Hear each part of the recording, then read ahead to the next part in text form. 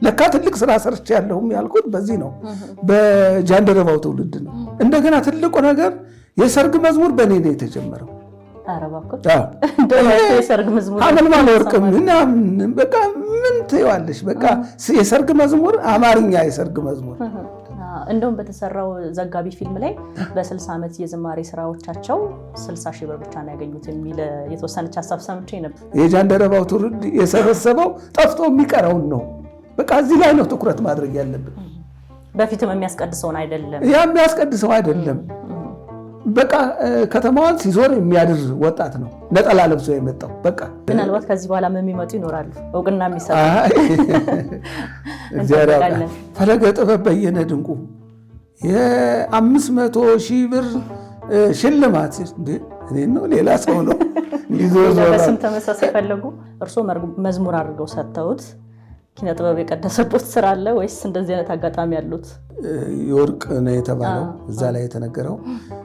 በእርግጥ እኔም አላስመረመርኩትም። ዜማ የህዝብ ወይም ግጥም የህዝብ እየተባለ ነው ብዙ ጊዜ የህዝብ ይሉልሻል። ኧረ እኔ ከህዝብ ጋር አልሰራሁትም፣ ብቻዬን የሰራሁት። ብዙ ጊዜ ጥበብ ሰዎች ሲጽፉ ወይም ድርሰትን ሲደርሱ የሆነች መንፈስ አለች ብለው ነው የሚያስቡት። ትዝ የምትል እርሶ እንደዚህ አይነት ነገር አለቦት? ከበሮ ይዞ የሚሽከረከረውን ሰው አልወደውም። እሱ አልመታውም እኮ በአናት እኮ ነው ያሽከረከረው። ያ አሁን ምዕመናን ጎበዙ ከበሮ መች የሚሉት እሱን ነው። በዚህ አሁን በነበረው የአላፋት ዝማሬ ላይ ብዙ ሰዎች ሁለት ጎራ ለይተው እየተከራከሩ ነበረ። በ27 የአላፋት ዝማሬ ይከናወናል፣ በ28 ደግሞ የአላፋት ቅዳሴ ሁሉም በየአጥቢያው በየደብሩ ያስቀድስ የሚል ሀሳብ ይዘን ነው የሚል መግለጫ ወጣ። ታዲያ ህዝቡ በ27 ገና በዋዜማ ተወለደ ብሎ እንዴት ይዘምራል የሚል ጥያቄ ተነስቷል። ወደ ምግቡና መጠጡ ወደ ዳንሱ ሂዱ እንደማለት ነው። ይሄ ህዝብ እኮ የመጣውን ህዝብ ነው ማየት። እንደኔ 2 ሰው እናድናለን ስንል እልፍ ሰው እንዳንበትን ነው። እኔማ ከ3,000 በላይ መዝሙር እንግዲህ ግጥምና ዜማ ነው ያ ሁሉንም ሲሰሩ ሁሉንም ስሰራ ዝም ብዬ አልሰጥም፣ ግጥምና ዜማ ነው። እንግዲህ በዛሬው ደግሞ ዝግጅታችን እንኳንም የመንክር ሚዲያ ቤተሰብ ሆንኩ እንኳንም ተወዳጀሁ የሚያሰኙ እንግዳ ይዘን ቀርበናል።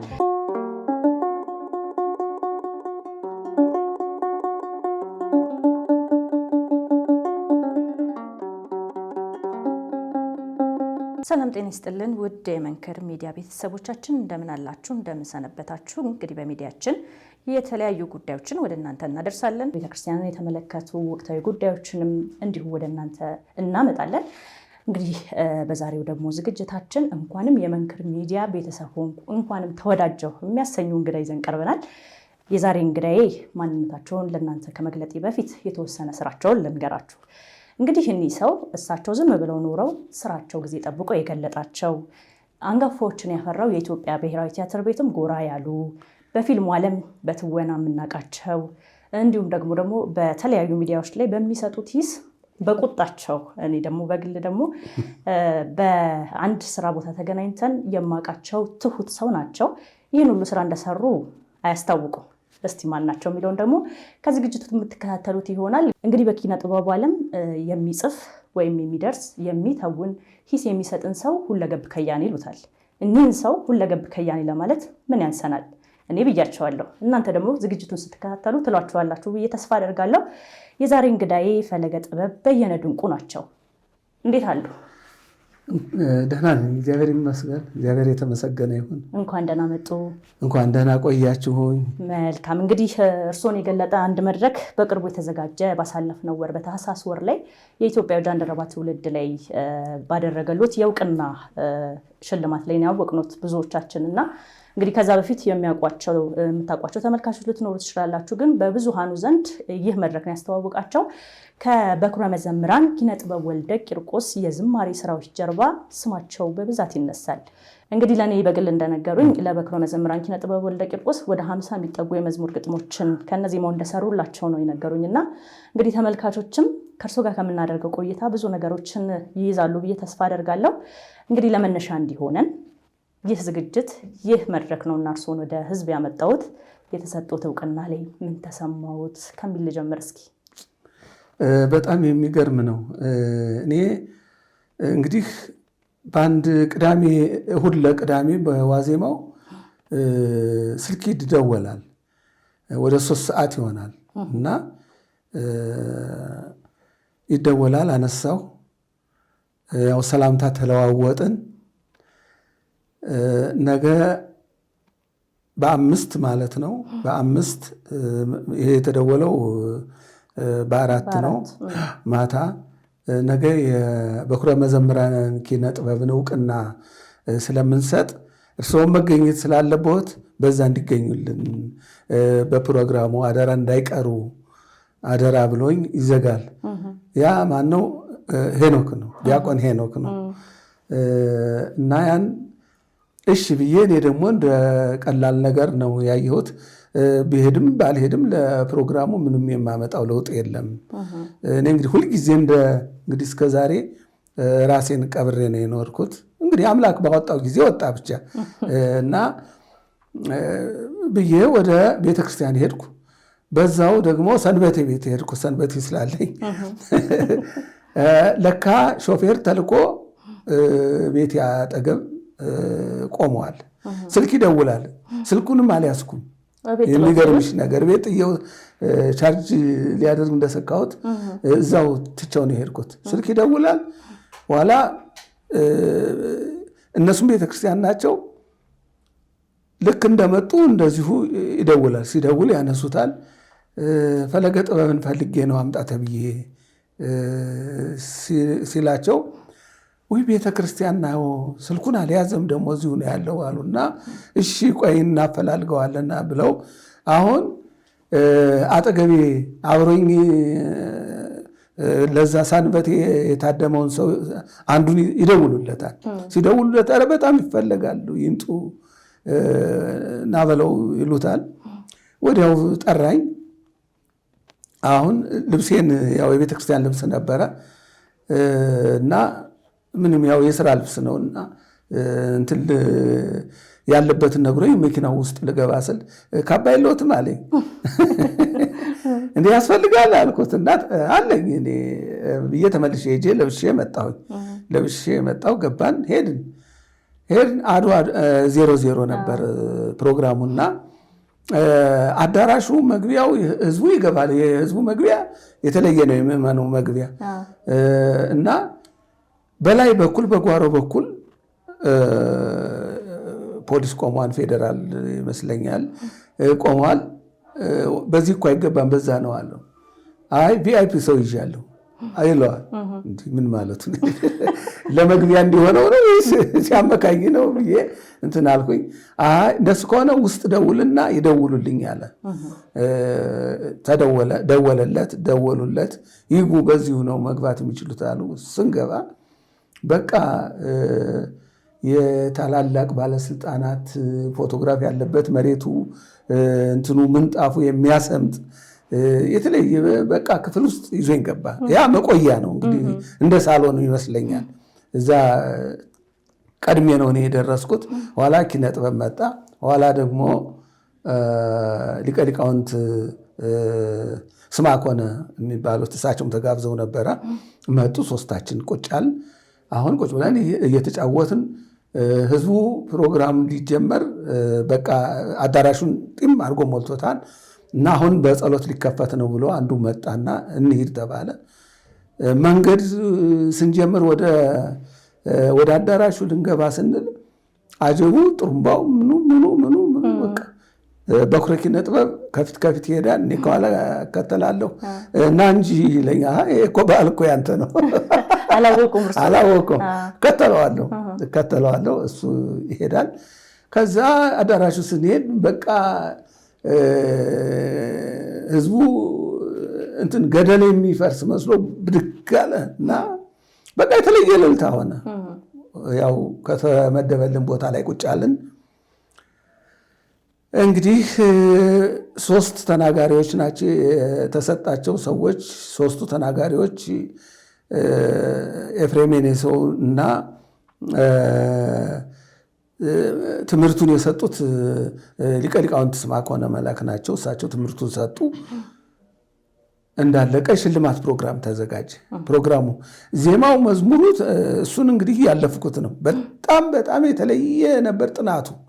በጣም ደክሞበታል። የመዝሙሩን ጥናት በጣም ነው የደከሙበትና በልዩ ሁኔታ ዘምረውታል። ይሄ በአምሳሉ ፈጥሮናል የሚለውን መዝሙር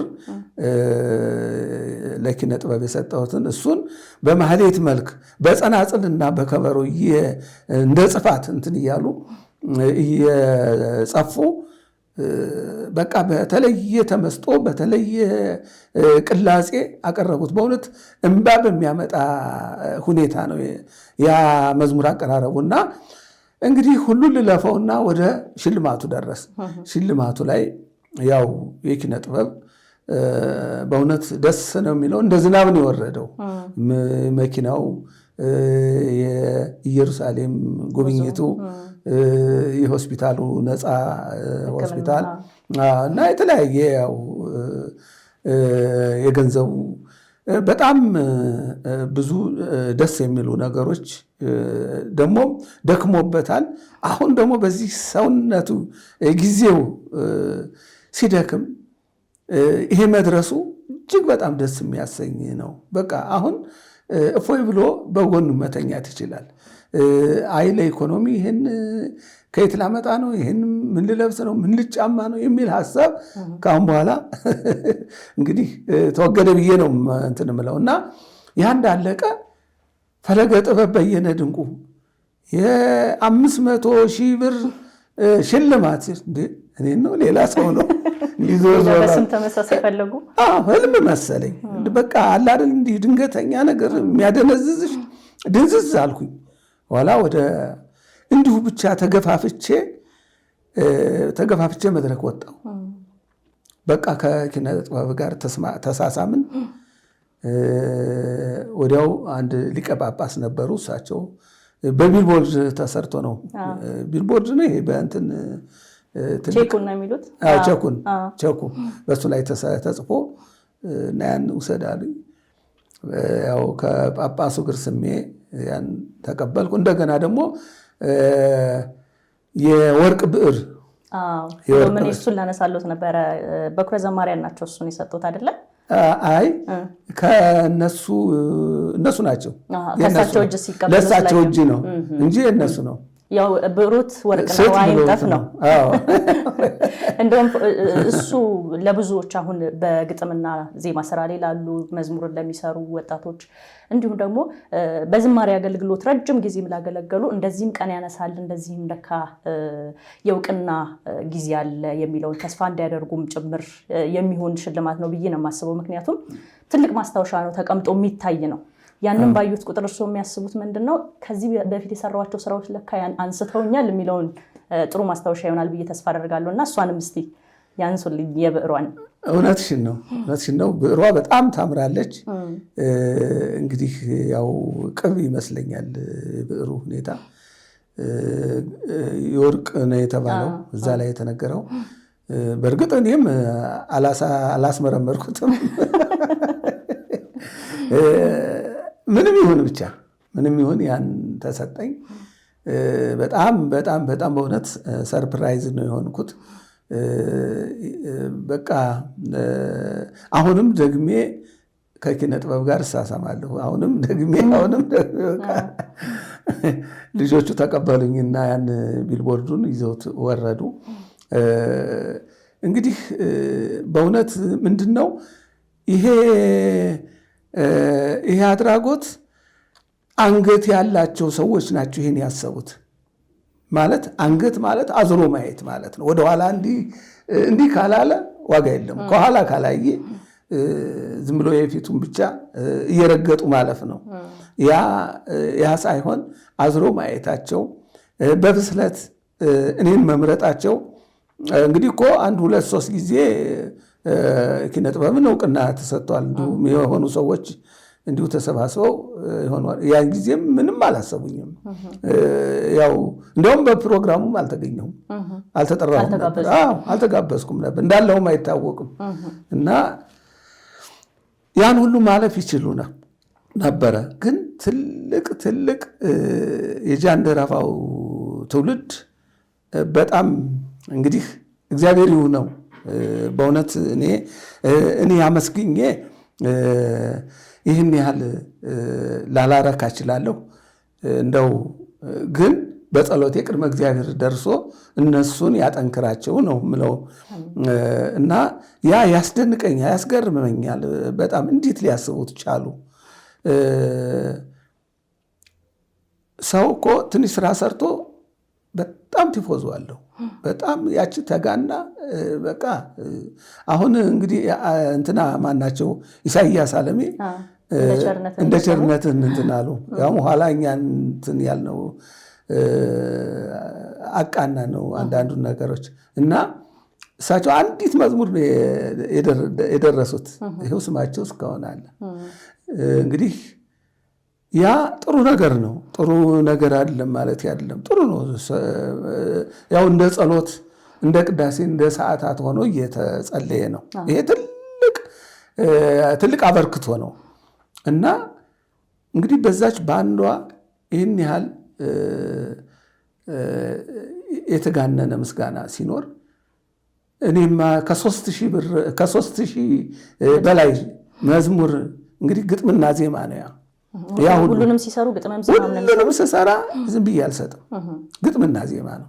ግጥምና ዜማ እየሰራው የአዲስ አበባ አድባራት ዲያቆናትና አስተዳዳሪዎች አልፎም ድምፃውያን የሆኑ መርጌቶችም እንግዲህ እነሱ ያቋቋም መምህራን ናቸው። ዜማውን በደንብ ነው የሚያውቁት።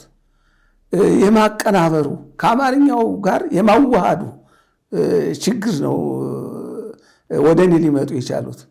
ግን ለሌላው ሰው ከምሰጠውና ለነሱ ከምሰጠው በጣም የነሱ ይቀለኛል። ለምን ይይዙታል፣ ወዲያው ምን ለማለት እንደፈለኩ ያውቁታል ወዲያው እና አሳምረው ቅላጼ ሰርተውበት ነው የሚመጡት እንጂ ብዙ አያደክሙኝም።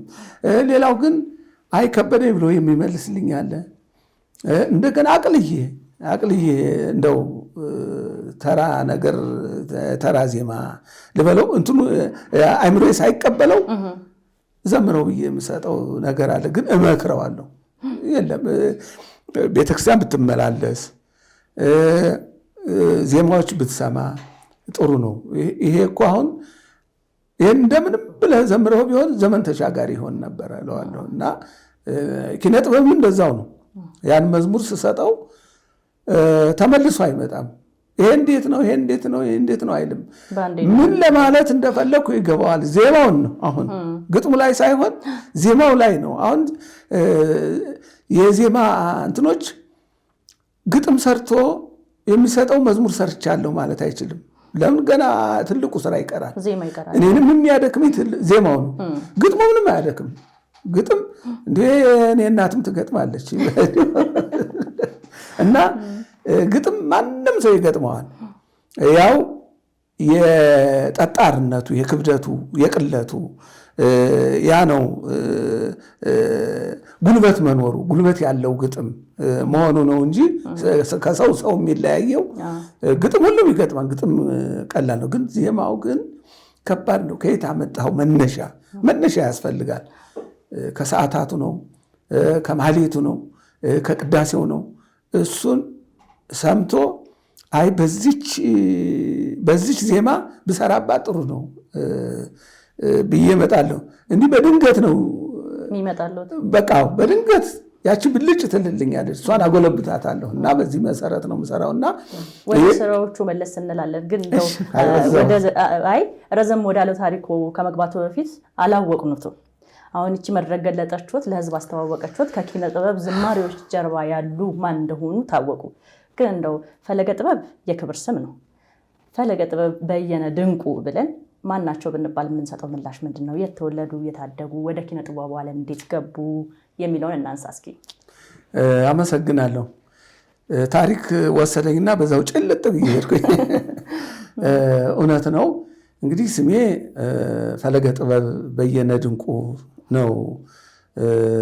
ስሜ ያው የቤተ ክርስቲያኒቱ ሊቀ ጳጳስ ናቸው ይሄን የሰየሙኝ እና ያው የጥበብ መፍሰሻ የጥበብ ወንዝ እንደማለት ነው። ፈለግ ዘይሁዝ ከሚለው እንደሚለው ይሄም ፈለገ ጥበብ የጥበብ መውረጃ የጥበብ መፍሰሻ የሚል ነው እና እንግዲህ መሰረቴ ቅዱስ ላሊበላ ነው። ላስታ ቅዱስ ላሊበላ ይባላል።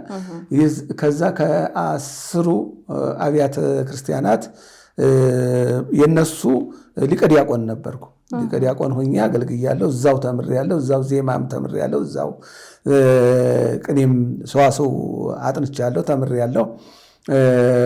እዛ እንግዲህ እስከ 20 ዓመት ቆይቼ ነው ወደ አዲስ አበባ የመጣሁት። አለ አይደል የሚበቃሽ ሌላ ራዕይ የምታይበት ሌላ የምትፈልጊበት ሌላ የአገልግሎት ዘርፍም የህይወት ዘርፍም ይታይሻል እና ወደ አዲስ አበባ መጣሁ። አንድ የደብረ አለቃ ነበሩ። ከእሳቸው ጋር ነው አብረን ናኒት እዚህም ታደርጋለህ ብለው ይዘው ይመጡ። በሄድኩበት አባቶች ይወዱኝ ነበረ። አባቶችም ደግሞ ይቆጡኝ ነበረ። የእነሱም ባህሪ ነው ያዝኩት። አንዲት ነገር አያሳልፉም። በጣም ካለባበሳችን ከቤተክርስቲያን ጫማችን የት በርቀት አውልቀን መግባት እንዳለብን እንዴት አይነት አቋቋም እንደምንቆም የኛ የራሳችን እንደ ደረጃችን መቆም እንዳለብን ታላላቆቻችን ማክበር እንዳለብን ያ ሁሉ እንዳለ ያን ሁሉ ስርዓት እንግዲህ እዛ አውቄ ነው የመጣሁት። ብዙ ቃል እግዚአብሔርን በጆሮዬ ሰምቻለሁ። በፈሷል ብዙ ጊዜ ከወንበር ተክዬ ከመማሪ በላይ በጆሮዬ የፈሰሰው ይበልጣል። እዛ ሀገር ስብሐተ ነግ ይቆማል፣ ማህሌቱ ይቆማል። ሁልጊዜ ነው በቃ ዘወትር ነው እና የሊቃውንት ሀገር ነው። ወደ 300 የድጓ መምህራን አሉ እና የመጽሐፍት መምህራንም እንደዚሁ አሉ። ግን የድጓው ብቻ በጣም ብዙ ናቸው። እዚህ ማሜ ጋራ ተብሎ ቤዛ ሁሉ ሲባል ላይ የሚወጡት እነዛ ሁሉም የድጓ መምህር ናቸው። እንደው እንትን ቢሉ የአቋቋም መምህራን አሉ እና እነሱ የተማረ ሰው እየተመረጠ ነው ላይ የሚወጣው እና ስርዓቷን የጠበቀ አለባበሷን የጠበቀ ሰው ነው ተመርጦ የሚገባ። ባለቃቸው መሰረት በእሱ መሰረት እየወጡ ነው እና ያን ሁሉ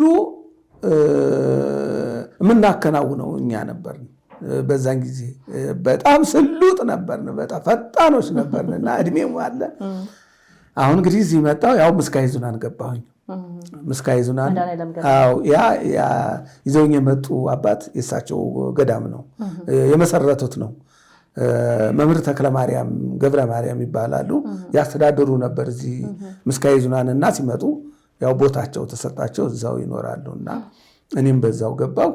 በዛው ግልጋሎት ውስጥ ገባሁ። በዛው የሰንበት ትምህርት ቤት ሊቀመንበር ሆንኩኝ። አሰለጥን ጀመር።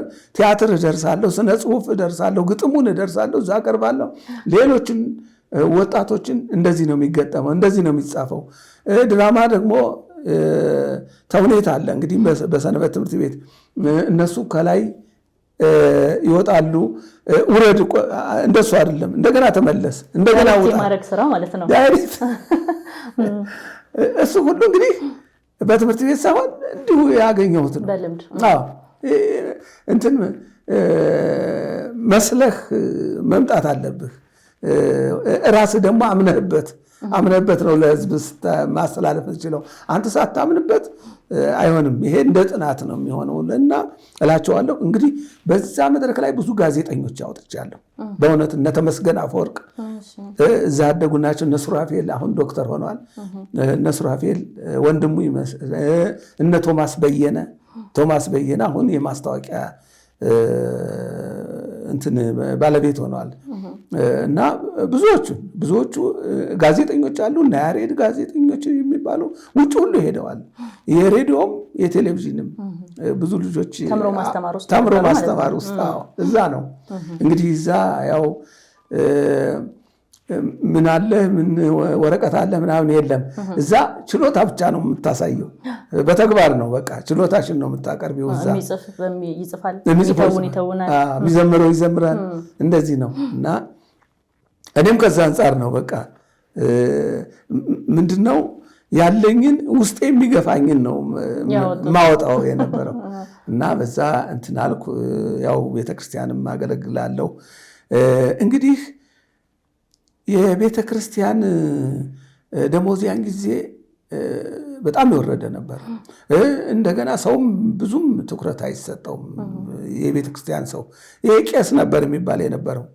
በተለይ በደርግ ጊዜ ቄስ ነው የሚባለው። ቄሱ ይልሻል። ልክ እንደ ማቃለላቸው ነው፣ እንደ ማቃለል ነው የምትሆኘው። በቃ የተቃለልሽ ሰው ነው የምትሆኝ የነበረው የዛን ጊዜ። ቄሱ ነው በቃ እንደው ዲያቆንም ሆኖ ሰንበት ተማሪም ሆና ቄሷ አመጣች ነው የሚባል እና በጣም ያሸማቀቁልሽ ነበረ እንዲህ ክብር ሊኖረው። አሁን ቄሱ መባል እንደ ቤት ተገኝቶ እና እንግዲህ በዛን ጊዜ ብዙዎች ፈልሰዋል። እነ ዶክተር ስርግው፣ እነ ዶክተር ኢሳያስ አለሜ፣ እነ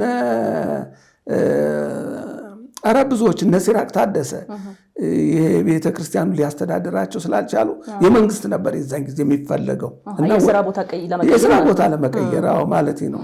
የስራ ቦታ ምክንያቱም ልጆች ይወልዳሉ፣ ምን ይሆናሉ። ያ ድህነት እንዳይመጣ ትንሽ ወተሻለ ደግሞ ቤተክርስቲያንን በነፃ ማገልገል ነው እዛ ውስጥ ሆኖ ደሞዝ ከመቀበል የሚል እሳቤ ነበር በዛን ጊዜ። ከቤተክርስቲያን ከመካፈል ደሞዝ ከመቀበል ከውጭ ሆኖ በነፃ ማገልገል የሚልም እሳቤ ስለነበር ያን ሁሉ በቃ ብዙዎቹ እየተውት ከጠቅላይ ቤተ ክህነትም እየወጡ በዛ በመንግስት ይቀጠራሉ እና ያ እነሱን የሚቀበለውም አንድ ተቋም ማነው? ባህልና ቱሪዝም ሚኒስቴር እሱ ነው የሚቀበላቸው። እሱ በውስጡ ስነ ጽሁፍ አለ፣ በስነ ጽሁፍ ይገፋሉ። ቋንቋ አለ፣ የ72 ቋንቋ እንትኖች ቋንቋ ክፍል አለ። አሁን አዲስ አበባ ዩኒቨርሲቲ ነው የወሰደው ቋንቋዎች እንዳለ ሁሉንም ከነሰራተኞቹ ዩኒቨርሲቲ ይገቡ እንጂ የቋንቋም ተቋም ነበረው። ሁሉም ተቋም እዛ ላይ በቃ እንትን ይላል። ከግዕዝ ጀምሮ ትርጉም ጀምሮ የግዕዝ ትርጉም ሁሉ መጽሐፍ ሁሉ አለ እዛ። ብራናው አለ፣ የብራና መፋቅ ሁሉ አለ፣ መጽሐፍ አለ ከብራናው ላይ እና ቤተ መዘክር አለ። እነሱን ሊያስተናግድ የሚችል ብዙ ተቋም አለ ባህል ሚኒስቴር እና እኔም ገባሁ ላይብረሪ ነበር እንደገባሁ። ያው ላይብረሪ አስነባቢ ሆንኩ። አሁን መጽሐፍቱ ሁሉ ያሉትን አውቃቸዋለሁ በስም በቃ ስንጠይቅ በእርግጥ ሳይንሳዊ ነው እንትኑ ካታሎግ አለ በዛ እንትን ይሉናል። ቁጥሩን አይተን እንሰጣቸዋለን። እና በዚህ መልኩ ነበርና እዛ ለ3 ዓመት ሰርቼ በኋላ ወደ ብሔራዊ ቲያትር ያው በእንትን ስር ስለነበረ በባህልና ቱሪዝም ስር ስለነበረ እዛ ሄድኩ። እዛ እንደሄድኩ ሂሳብ ሰራተኛ ሆንኩ። ከዛ ቀጠልኩ ወደ ሰው ሀብት ሄድኩ። የሰው ሀብት ሆኜ እስከ የሰው ሀብት አስተዳደር ኃላፊ ሆኜ ድረስ እዛ ሰራው። እንደገና በመሃል ሰው ወሎ ወደ ኦዲተር ሆንኩኝ። አካውንታንት ተምሬ ነበር እዚህ ተፈሪ መኮንን እዚህ እያለሁ ዲፕሎማ ነበረኝ። እንደገና ተመልሼ እሱን ሰራውና ኋላ መዋቅር ሲሰራ ወደ ነበርኩበት የሰው ሀብት ተመለስኩ። እስከ መጨረሻ እስከወጣ ድረስ የሰው ሀብት አስተዳደር ኃላፊ ሆኜ ነው ከዛ የወጣሁት። እንግዲህ በዚህ ሁሉ መሃል ብሔራዊ ቲያትር ጽሁፍ እጽፋለሁ። ለማን እጽፋለሁ? ሙያችን የሚል መጽሔት ነበረ። እሱን መጽሔት ሁሉ በየዓመቱ አንዳንድ አርቲክል በቃ ጽፋለሁ ይወጣል። በየዓመቱ አንዳንድ አምድ ሳሊዝ የቀረኝ ዓመት የለም። በየዓመቱ የሚወጣው ላይ እሱን እሰራለሁ። አንዳንዶች እስኪ ግጥም ግጠምልኝ እባክህ ይላሉ። አዎ እንዲህ ግጥም የምሰራ መሆኗን ያው አጠገብሽ ያለ ሰው እኮ ያውቃል። ያችን ጽፌ ይሄን ይቺን በላት እላለሁ። አዎ እና ብሔራዊ ቲያትር ያን ያህል ዘመን ስኖር አላረፍኩም። መደበኛውን ስራዬን ብቻ ሳይሆን የጥበብ ስራ እሰራለሁ፣ ጭውውት እሰራለሁ፣ ግጥሞች እሰራለሁ። ዜማው ግን እንትን አልልላቸውም። ምክንያቱም ውስጤ ከልጅነት ጀምሮ ይሄ የዘፈን እንትን ማለት በጣም ስሜቱም የለኝም። ግጥሙን ግን ገጥሜ እሰጠዋለሁ። ለጠየቀ ግጥሙ ይሰጣል፣ ዜማ የለውም። መዝሙር ሲሆን ነው ከነዚህም የሚሰራው። ጊዜው ሲደርስባቸው በቃ የሚሆኑት ሲጨነቁ እኔ ጋር ይመጣሉ አንዳንዶች እና ያን ያደርጋሉ። በዚህ መሰረት እየሰራው እንደገና ደግሞ እዛ ሆኜ ለሐመር መጽሔት እልክ ነበር። ኪነ ጥበባት አምድ በሚለው ማህበረ ቅዱስ አንድ 78 ገጽ እልካለሁ በየወሩ እና ለ2 ዓመት ነው ለ3 ዓመት ቀጥ አድርጌ ይዤ ነበር እና በዛ በአገልግሎት ነው ማለት ነው ይሄንን መውሰድ የምንችለው ወይስ ቋሚ አምደኛ ሲሆኑ ክፍያ እየተከፈሉት ነው? አይ የለም፣ በነፃ ነው። በነፃ ነው። የዛ ጊዜ አይከፈልም፣ በነፃ ነው። ስለዚህ ትምህርት ሃይማኖታዊ ጉዳዮችን ነው ማለት ነው በሐመር መጽሔት ላይ እንዲወጣ የሚያደርጉት? አዎ ሃይማኖታዊ ጉዳይ ናቸው እና ግን ወደ ጥበቡ እንደ ልብ ወለድ ወደ ጥበቡ መለስ ካላለ ሌላው ትምህርትማ ማንም ይሰጣል፣ ማንም ይጽፋል፣ ብዙ ሰው ይጽፋል። እዛ ላይ ግን ኪነ ጥበብ እኮ የሚለየው ትንሽ ጣዕም ያለው ሰምና ወርቅ የምንለው አለ አይደለ? ሰሙን ሰውየው እንትን ይላል፣ ወርቁ ግን ለምንድን ነው ያ ልብ ወለድ የሚያገለግለው? ለምንድን ነው የተነሳበት ጽንሰ ሐሳብ ተብሎ ሌላ ትልቅ ነገር ማስተማር አለበት። ለምን ቀጥ ብሎ አንድ ትምህርት ከማስተማር በኪነ ጥበብ መልኩ ስትነግሪው እያዋዛ ስለሚሄድ ይቀበለዋል እና ያንን እልካለሁ። እንደገና ደግሞ የመለከት መጽሔት ነበረ፣ ፒያሳ ናቸው የጽርሐ ጽዮን አንድነት እነሱ ናቸው ያቋቋሙት። የእነሱ ደግሞ ወደ 7 ዓመት እንደዚህ ያኑ አምድ የቅዱሳን አምድ የሚለውን ቅዱሳን ከስንክሳር እየተረጎሙ የቅዱሳንን ክብረ ቅዱሳንን የሚገልጽ እልክ ነበረ እና እሱንም ኪነ ጥበቡንም ምንም እያልኩ አላረፍኩም። እሱ ይሄዳል። ሌላው ብዙ ጋዜጦችና ብዙ መጽሔቶች በአንድ ሰሞን ይወጡ ነበር። በጣም ይረግፍ ነበር፣ በጣም ይወጣ ነበር። ለነዛ ሁሉ ከመጽሐፍ አንድም ቀን ተቆጥቤ አላውቅም፣ እጽፍ ነበር እና ያ ሆነ። እንግዲህ ትምህርት በጎን ደግሞ እማራለሁ። በጎን አካውንቲንግ ዲፕሎማ፣ ሕግ ዲፕሎማ፣ እነዚህን እንትን ጄኔራል ማኔጅመንት እሱንም ዲፕሎማ ብዬ አሁን መጨረሻ አዲስ አበባ ዩኒቨርሲቲ ቲያትሪካል አርት ወሰድኩ። ያው አሁን የመጨረሻ እሱ ነው የሆነው ዲግሪ እና ትምህርትም አላረፍኩም። በእድሜ ትምህርት አላረፍኩም። ያው መጽሐፍ ከማንበብ አላረፍኩም። ከሊቃውንቱም አልተለየሁም። አሁንም የባሰ ብዙ ሊቃውንት ያሉበት ኤዲቶሪያል ማስተባበሪያ እነሱ መካከል ተነከርኩበት። በቃ በዚህም ማህበረ ቅዱሳን በዚህም እሰማለሁ፣ በዚህም እሰማለሁ፣ በዚህ እሰማለሁ። ምንም አይነት ሌላ የምታወሪበት ጊዜ የለም። ቃለ እግዚአብሔር ነው የምትሰሚው። በቃ ቃለ እግዚአብሔር ነው የምትሰሚው እና አሁን በዚህ ላይ ነው ያለሁት እልሻለሁ። በጣም ደስ ይላል። እንግዲህ ወደ ኪነ ጥበቡ ዓለም በስነስርዓት ገብቼ ሰራሁበት የሚሉት ጥሩ ማስታወሻ ያሉት ተምሮ ማስተማር ላይ ነው ማለት ነው። የውስጦትን እያወጡ መጻፍ፣ መተወን፣ ማስተወን፣ ዳይሬክት ማድረግ የጀመሩት እዛ ነው ብለን መያዝ እንችላለን? አዎ እዛ ነው። እዛ ሰለጠንኩበት ራሴ በእውነት ተሳክቶልኛል። መዝሙር ለዛ ለማህበሩ 2 መዝሙር፣ እንደገና ትልቁ ነገር የሰርግ መዝሙር በእኔ ነው የተጀመረው።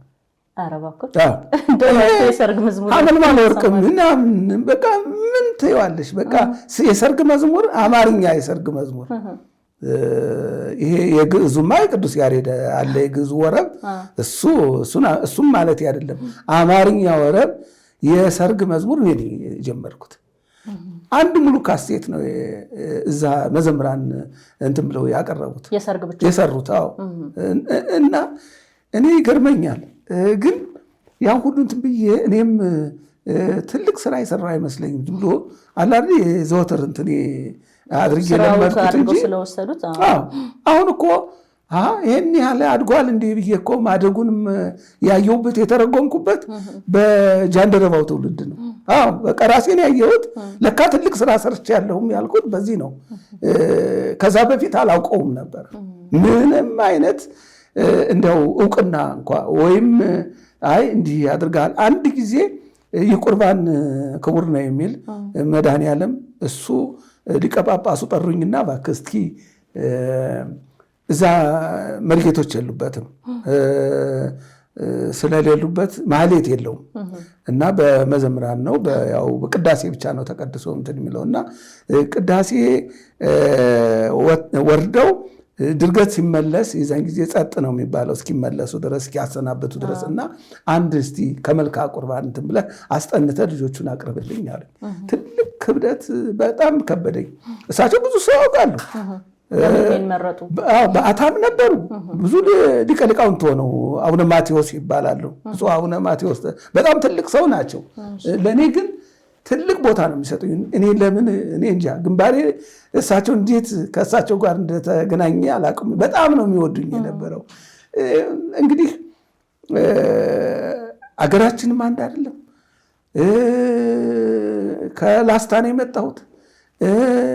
በቃ ግን እንዲህ በግልጋሎቴና ፍጹም ምንም ከሰውም አልደርስ ከሰው ስለማንነካ ምናምን ወይ በዛ ሊሆን ይችላል ነገር የሚባል ነገር አላውቅም ከወጥቶ ከመግባት ከመስራት በስተቀር እና እንደው እሱ ሊሆን ይችላል ብዬ የምጠረጥረው እንጂ በምን ሊወዱ ይቻሉ እና ይሄን አድርግ ብለው አዘዙኝ።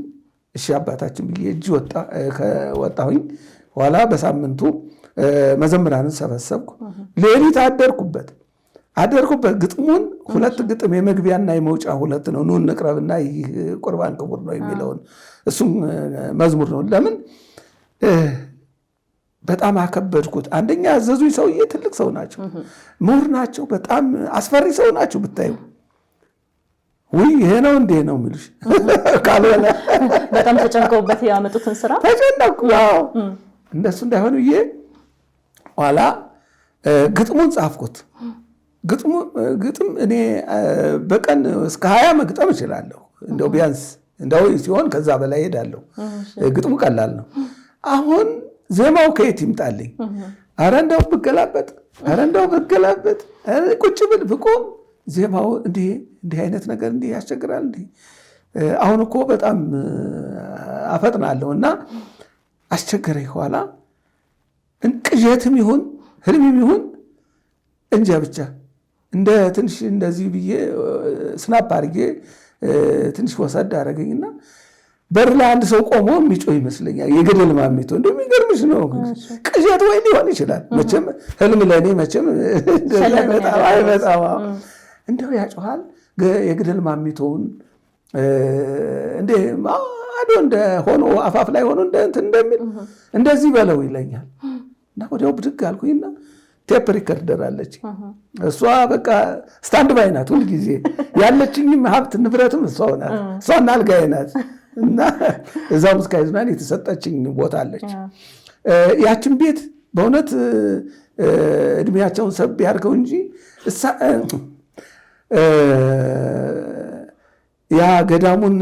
የገዳሙን በእውነት ማህበሩን ያጽናው እንጂ የተሰጠኝ የተደረገልኝ ነገር የመንግስት ስራ እየሰራሁ እዛች ቤት ገባ ነበር። አልወሰዱም። እዛ እንዲኖሩ ይፈቀድሎታል። እንዳገለግል ፍላጎት ነው እኮ ይሄ ሁሉ። ግን ይሄ በህዋነት ነው።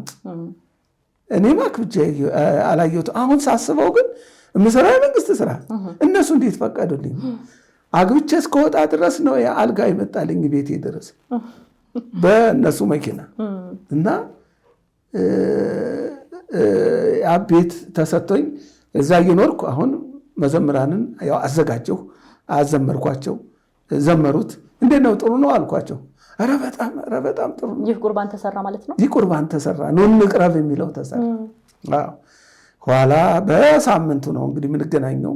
አባታችን ከቤተ ክርስቲያን ሲወጡ ወደ ቤት ገቡ። ያው እኔም ገባሁ እና ቁርስ ተደርጎ እንዳለቀ ብድግ ብዬ አባታችን ያዘዙኝ አልቋል፣ የሚችሉ የሚያመቸውት ከሆነ እንሂድና ይስሙት አልኳቸው።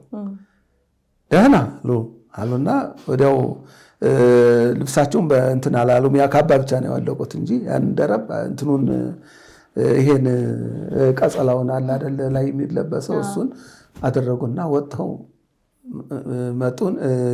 ሊወጡ ሲሉ እየሮጥኩ ሄጄ አዘጋጀኋቸው ልጆቹን። ትንሿ አዳራሽ ነበረች፣ እዛ ወንበር አመጣሁና ቁጭ አደረግኩላቸው አልብሼ ከጽሕፈት ቤቱ እና አዳመጡት። ልጆቹ አሉት በደንብ። ልጆቹም ደግሞ ጎበዞች ነበሩ በጣም እንደ አሁን የሉም በእውነት አንዳንዶቹ ናቸው ያሉት መዘምራን እና በጣም እነሱም በስሜት ነበረ ያሉት። ጥሩ ነው ነው የሚሉት እንዲቀለል አድርገው እዛው ላይ አደንቁሽም። ጥሩ ነው መልካም ነው አሉና በሉ ታቀርቡታላችሁ ብለው ሄዱ። ወዲያው ቄሰ ገበዙ ተነግሯቸው ቦታም ስጣቸው ለመዘምራን ይሄ እሁድ እንዲዘመር አሉ። ከዛ ወዲያው ታች ሆነው ነበረ መዘምራን የሚዘምሩት። አሁን ፎቅ ተሰጣቸው ከመቅደሱ ፊት ለፊት በመቅደሱ ፊት ለፊት ተሰጣቸው። እዛ ሆነው በቃ ልጅነት አለን ጥብ በቃ ዘመሩት በተለየ ሁኔታና ካህናቱ በጣም አድናቆታቸው የካህናቱ ይበልጣል። ህዝቡ እንኳ ያው ስለማያገኘኝ ካህናቱ ግን በጣም አፕሪሼት አደረጉኝ። እውነት የሚገርም ነው አሉ። ወዲያውኑ ብፁዕ አቡነ ማቴዎስ ሽልማት እንዲሰጠው ብለው ገዝቶ እንዲመጣ ብለው ለገንዘብ ያዡ ይነግሩታል። ሰኞ ጠርቶ ሄዶ አስገዝቶ ምናምን 10 ሰዓት ራሱ ከቄሰ ገበዙ ጋር ሆነው ከአባታችን አዘውልህ ነው ብለው ዕቃ ገዝተው ሰጡኝ። እንግዲህ ያችን የሁሉ ያመጣሁት ያችን ልነግርሽ ነው የሽልማቷ የመጀመሪያ ስራዎት ነው ማለት እንችላለን። እሱን በክፍያ ወይም በሽልማት ደረጃ ያሰጡት በእውቅና እሷ ናት የቁርባን በቃ እንግዲህ በ20 ዓመቱ ወይ በ30 ዓመቱ ነው እንግዲህ አሁን ድጋሚ እንደገና የተሸለሙት ማለት ነው።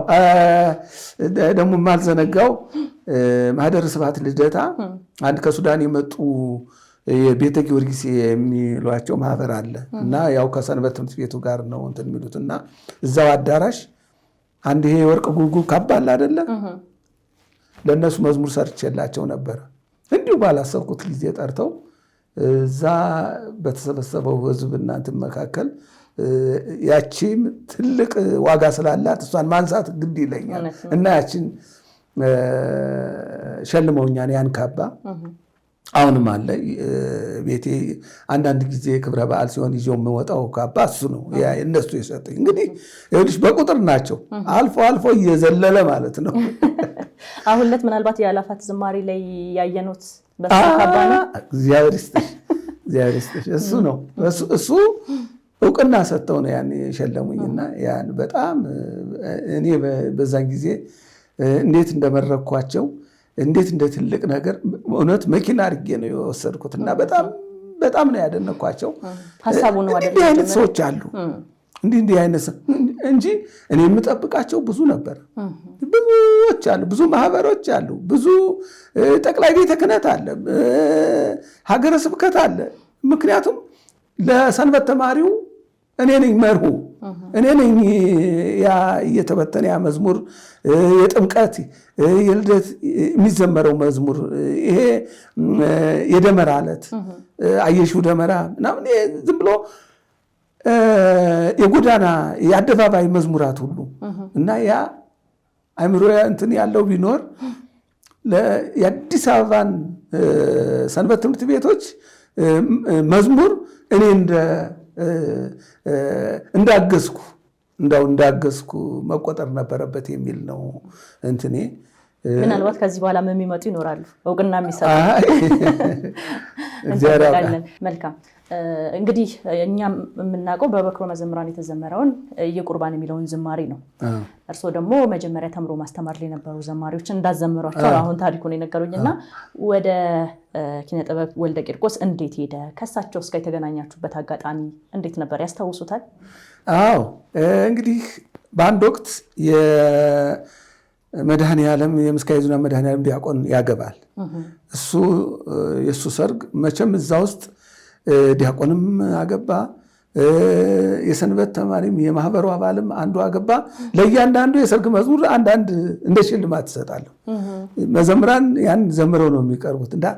እንዴ አሁን ከዛ ወዲህ ሲዘመር ያ ሁሉ መዝሙር ይሄ እኮ የኔ መዝሙር ነው፣ ለእኔ የተደረሰ ይሄ እኮ ለእኔ ነው ይባባላሉ።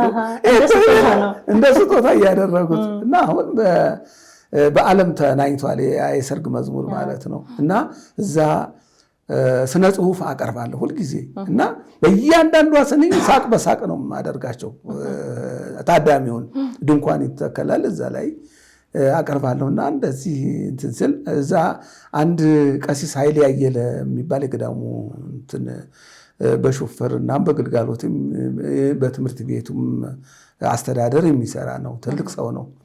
አሁን በህይወት ተለይቷል። በእውነት በጣም ነፍሱን ይማረውና እና እሱ ከኪነ ጥበብ ጋር ይተዋወቃሉ። እንዲያውም ራሻ አብረው ሳይሄዱ ያልቀሩም። አንድ ጊዜ ወደ 30 የሚሆኑ የቤተ ክርስቲያኒቱ ወጣቶች የቤተ ክርስቲያኒቱ ልጆች ስኮላር ተሰጥቷቸው ሄደዋል። በኩረ መዘምራን ኪነ ጥበብ ጨምሮ ማለት ነው። ወደዛ እንዲሄዱ ሁልጊዜ እንግዲህ በደርግ ጊዜ ነው ራሻ በጣም ስኮላር ትሰጥ ነበር። ብዙ አብዛኛው ዶክተርም ከዛ ይወጣ ነው። ሁልጊዜ ወጣቱን በቃ ይሄዳል እና የውሃ መንገድ ነበረ ራሻ እና በዛን ወቅትና እንግዲህ እሱ አስተዋወቀን። እንትኑ ከሰርጉ መልስ ያ ኃይሌ ያየለ ቀሲስ ነው አስተዋወቀንና አንተም ድምፅ አለህ እሱም ያው የግጥም ችሎታውን የምታየው ነው ዛሬ ያረፈርንበትን እና ሁለታችሁ ብትዋሃዱ ይኸው ደግሞ መዝሙር ሲዘምሩት የነበረው መዘምራን የሱ ስራ ነው። ከሱ ጋር አንድ ላይ አብራችሁ ብትሰሩ እንዴት ጥሩ ነው አለ ብሎ አገናኘን። ታውቀዋለህ አለኝ። አዎ እንግዲህ እሱን እየመጣ እዛ ቅዳሴ እየተጋበዘ አውቀዋለሁ። አገሬም ሆኜ መዝሙር የመጀመሪያ መዝሙሩ የሲና መልማል ጌታ ሆይ እነዚህ የሲራክ ታደሰ ስራዎችን እነሱ ሲዘምር ሰማው ነበር። አገሬ ሆኜ ነው እና የሱን ላይ የሱን እንትን አደንቀው ነበርና በጣም ይሄን አጋጣሚ በጣም ነው የወደድኩት አልኳቸውና በጣም ጥሩ ነው እሺ ተባባልን። እኔ የምኖርባትን ቤት አዩ፣ ሁለቱም ገቡ። እንግዲህ መቼ እንገናኝ ተባብለን ለ15 ቀን ተቀጣጠርን። ያ ጊዜ ደረሰ። ምንድን ነው ማዘጋጀው? በምን ይሆን? በጻድቃኔው የጌታችን ነው። የጌታችን የዘጠኙ በዓላትን አሉ፣ ብዙ ናቸው። የጌታችን የእመቤታችንም 33 በዓላት አሏት። የመላእክት ነው፣ የጻድቃን የሰማዕታት። ይህን እንግዲህ አሁንም እንትን የምለው ሰዎች በነገሩኝ መሰረት ነው። የዚህ ይደረግል እንደ ፍላጎታቸው። አይ ይህን ስል በፍጹም አንተ ባልከው አሉኝ። በአንተ ባልከው አዘጋጅልን። በቃ መብቱ ተሰጠኝ። ከዛ በኋላማ ይመጣ ጀመር። የቁርባን ክቡር ነውን እንግዲህ ያም መዝሙር እሱ ቢዘምረው ይሻላል። ካሴት አልወጣም፣ በቤተክርስቲያን ይዘመራል እንጂ ኑ እንቅረብና የቁርባን ክቡር ነው ደግሞ ትንሽ ባለቤት እያጣ ሄዳይሽ። ምክንያቱም እኔ አሁን ከዛ በወጣ ምንም ባለቤት የለውም እና ሰው ቢዘምረው ጥሩ ነው። እንቱ መዝሙሩም አይጠፋም። ብዙ መዝሙራት ለሰንበት ትምህርት ቤት የጠፋሁት እንትን የሰጠሁት ጠፍተዋል። በቃ ዘራቸው የለም። እኔም አላስታውሳቸውም። አንዳንዱ ደግሞ ቆርጦ ይወስዳቸዋል። በቃ ባለቤት አጥተው እና እንዲመዘገብልኝ ፈልጌ ነው። በህትመት በአልበም እሱን አረኩና አልፋና ኦሜጋን ትላልቅ ዝማሬዎችን አንድ ላይ ያደረኩና እነዛንም አስገብቼ በካሴት ቀርጬ በተቀጣጠርነው ቀን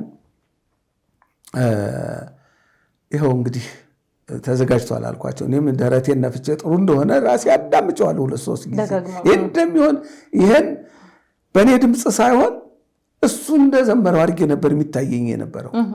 እንዴት አድርጎ እንደሚያሻግረው እንዴት አድርጎ በቅላጼ እንዴት አድርጎ ወደ ላይ ሰቅሎ እንዴት እንደሚያስቀምጠው ነበረ የሚታየኝ የነበረውና ያን እንስማው አሉ። አይ ግድ የለም ቤቱ ይስማው ኪነጥበብና የያዘውና አልኩና ኪነጥበብ ኪሱ ከተተው። በቃ ከዛ እንግዲህ 2 ወር ይሁን 3 ወር ይሁን ቆየና ጨርሻለሁ ብሎ ካዳምጠው አለኝ።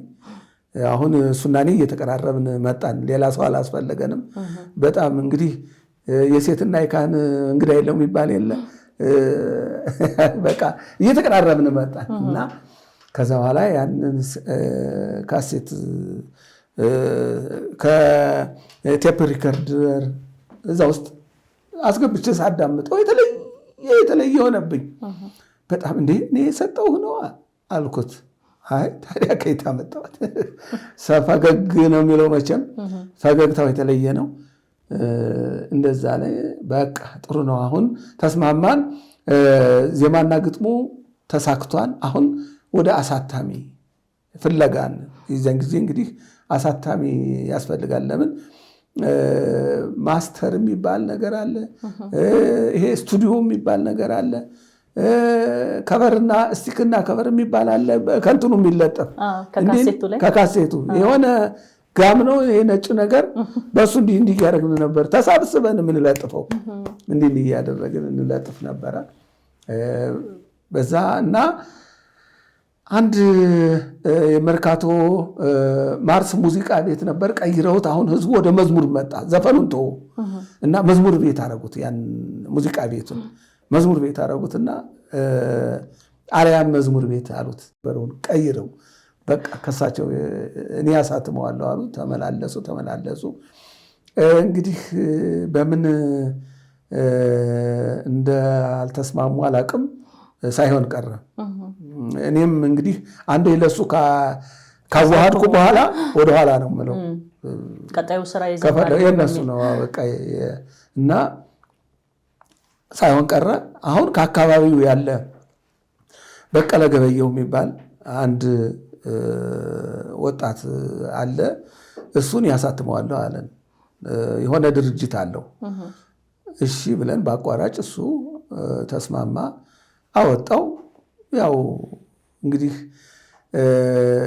በህዝብ በጣም ነው የተሰራጨው። ያ ሁለተኛው ይሄ አልፋና ኦሜጋ ያለበት እሱ በጣም ነው የተሰራጨው። ምንም ያልደረሰበት ገዳምና አድባራት የለም። በቃ በሁሉም ቦታ ደርሷል። አልበም ነው አይደለ? ሁለተኛው ቁጥር አልበም ነው። ከአልበሙ ስንት ስራዎችን ሰሩ እርሱ? 7 ይሆናሉ። አዎ 7ቱን። ስንት መዝሙር ናቸው የተካተቱበት በአጠቃላይ በአልበሙ በቁጥር 2 አልበሙ? አይ እንትን ምስባክ ሰብኮበታል፣ አንዳንድ ወረቦችም ብሎበታል። እንደዚህ እያደረገ ይሞላዋል እና 10 ነው እንግዲህ። ደግሞ የኔ ዜማ ብዙ እንዲገባበት አይጋብዝም። ረጅም ስለሆነ ደቂቃ ይወስዳል እና ያንን በዛ ስለሆነ አንድ 7ቱን አስገባ። በቃ በተለያየ ቦታ በቃ ተበትኗል። ያን ጊዜ በቃ እኔን ያደንቁኝ የነበሩ አጠገቤ ያሉት የሰንበት ተማሪዎችና የገዳሙ ማህበረሰብ ነበር የሚያውቁት ስራውትን ያው ወደ ላይ ታች ስንወርድ ያያሉና እነሱ ናቸው በቃ ወይ ግሩ እንደው ምን አይነት ሰው ነው ይሉኛል። ይገርማቸዋል። እና ያ ሆነ እንግዲህ ተሰራጨ። እንግዲህ ያ ሲሰራጭ ነፃ አይደለም፣ እየተሸጠ ነው። እኛ ግን ምንም የምናውቀው የለም፣ ምንም የደረሰን ነገር የለም። እንደውም በተሰራው ዘጋቢ ፊልም ላይ በ60 ዓመት የዝማሬ ስራዎቻቸው 60,000 ብር ብቻ ነው ያገኙት የሚል የተወሰነች ሐሳብ ሰምቼ ነበር በመዘምራንን እስካሁን ስሎት በዛ ጊዜ በተሰሩ እኮ በዛች ብቻ በዛን ጊዜ ብቻ በቃ ዝም ብሎ በነፃ ነው አገልግሎት ነው የሚታየው። እንግዲህ ምክንያቱም ምንድነው መሰለሽ ራኩኔ ከኔ ወጣልኝ የኔ ዋጋ የሚሆነው ቤተክርስቲያን ተከፍቶ ሳዳምጠው ነው። ተመስገን እላለሁ። ይሄ የኔ ስራ እንደዚህ ስብከት ሆኖ መቅረቡ በጣም ደስ ይለኛል። ያን ነው መቀበለው የነበረው እና እንግዲህ ወደ ኋላው እየሰራሁ ሰዎች ሲሄድ ሰዎችም ዋጋ ሰጡኝ። ዋጋ አንዱ ሽልማት፣ አንዱ ካባ ይገዛልኝ፣ አንዱ የሆነ ነገር ያደርግልኛል፣ አንዱ የሆነ ነገር ለምን እነሱም ሊሸጡት ነው የሚያቀርቡት የሚወስዱት ገበያ ላይ ሊውል ነው። በእርግጥ ምንድነው ቃለ እግዚአብሔር እንዲህ በገንዘብ መለዋወጡ ደስ ባይልም ግን የላብ ዋጋ የድካም ዋጋ ራሱ ማቴሪያሎች ቴፑ ምናምን ሞባይሉ ብዙ እንትን አለው ቴክኒኩ በዛ እንትን ይልብሻል፣ ይዝግብሻል፣ ይበላሻል። ሌላ ደግሞ ወደ ሌላ ከፍ ወዳለ የተሻለ ሞባይል ደግሞ ሪከርድ እንዲያደርግልሽ ምስል እንዲይዝልሽ እሱን ስለምትይ ገንዘብ ያስፈልጋል እና እንጂ እኔ ደስ የሚለኝ ሽልማቱን በቃ ጨርሰው ወስደው የሆነ ሽልማት ሲሰጡኝ ያ ሞራል ይሆነኛል እና ከሱ ጋር እንደዚህ ነው። አሁን በዚህ መሰረት ያኛው 2 ቁጥር እንደ 2 ቁጥር ለኔ ግን እንደ 1 ቁጥር ሆኖ 3ም 4ም 5ም 6ም 7ም 8ም ደረስን። የሚያስታውሷቸው ስራዎች አሁን ስንሰማቸው የእሳቸው መዝሙር መሆኑን እናውቃለን፣ የእርሶ ግጥም መሆኑን ግን አናውቅም። እስቲ እርሶ ከሚያስታውሷቸው ለኪነ ጥበብ ወልደ ቂርቆስ ከሰጧቸው የግጥም ስራዎች ወይም የዝማሬ ስራዎች ብንላቸው ከነዚህ ሞ ስለሚሰሩ የዝማሬ ስራዎች መካከል እስቲ እንደው የተወሰኑትን አዚም እንዳትይኝ ብቻ አይ እኔ ድምጽ የለኝ ያስታውሱት ለማለት ነው። ይንገሩን እናገናቸው ብሎ አልፋና ኦሜጋ ድንግል ወላዲተ ቃል እኔስ በስራዬ የት ይሆን መግቢያዬ እኔስ በምግባሬ የት ይሆን መግቢያዬ በአምሳሉ ፈጥሮናል 9 ሰዓት ሲሆን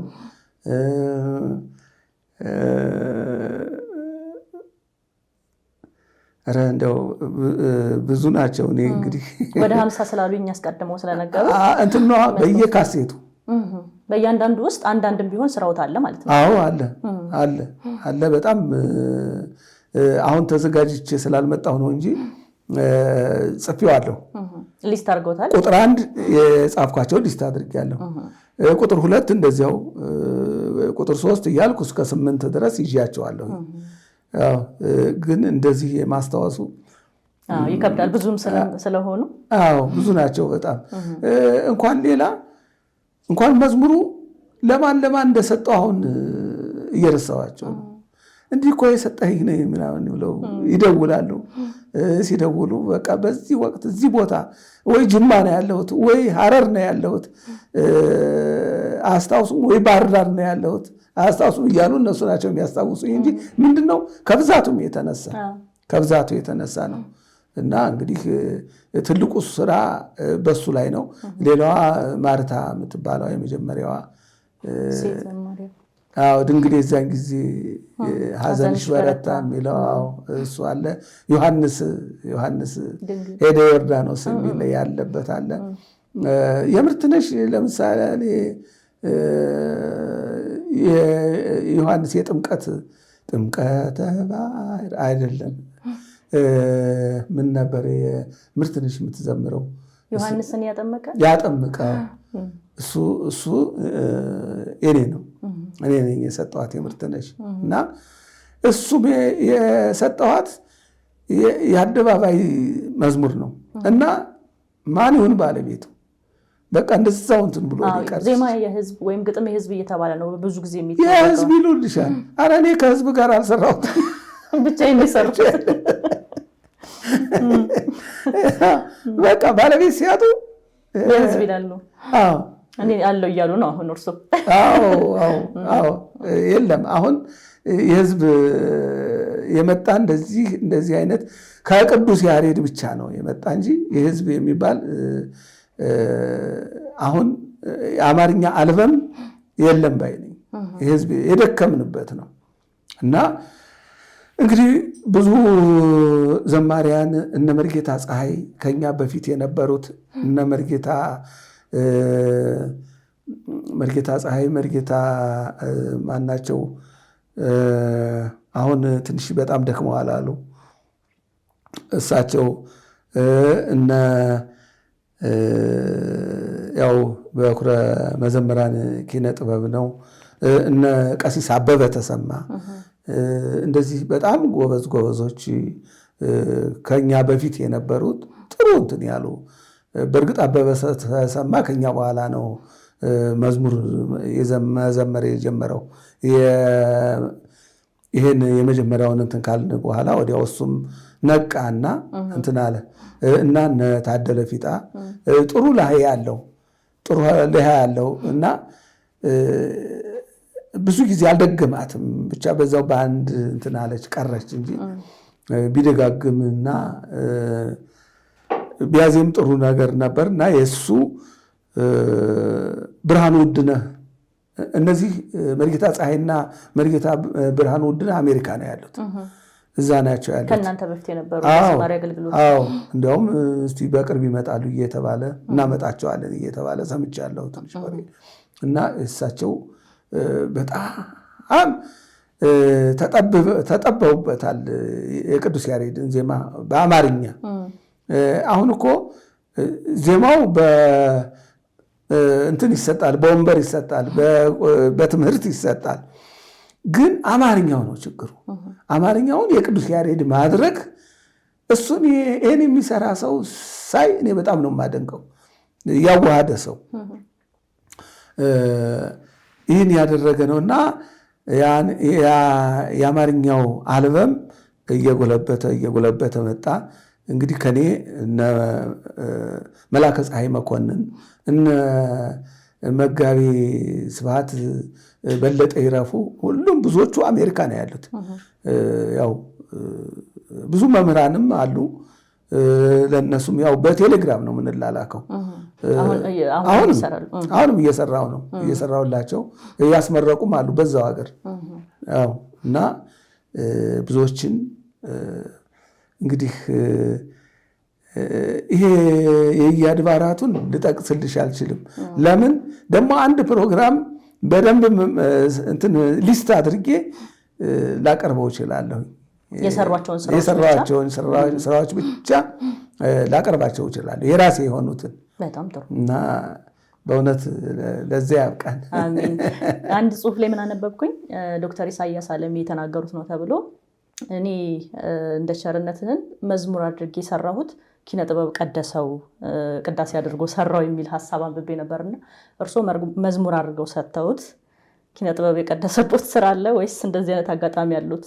ኧረ ሁሉንም ሰርቶታል እሱ በፈለጉት ልክ እርስዎ ሰጡት ዜማ እንደውም አስበልጦ። ይሄ እኮ ነው ተሰጥኦ እኮ ነው የሚያስደንቀው።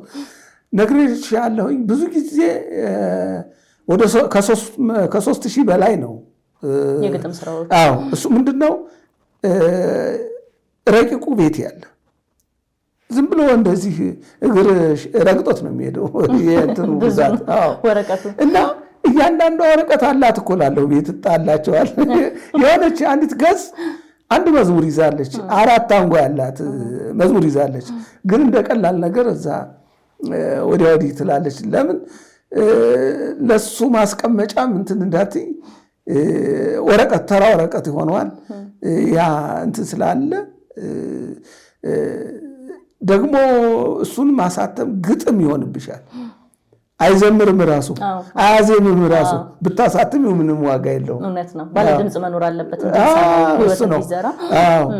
እሱ ስለሚሆን ነው እንጂ ብዙ ነው፣ በጣም ብዙ ነው። በተለያየ ቦታ ነው የሰራው የሰጠሁት። እንግዲህ አሁንም ቢሆን እኔ እየተሳለ ነው የሄደው። አሁን ምጽፋቸው ግጥሞች ኃይል አላቸው፣ ጉልበት አላቸው። ዜማውም ረገጥ ይላል። በጣም ነው እንትን የሚለውና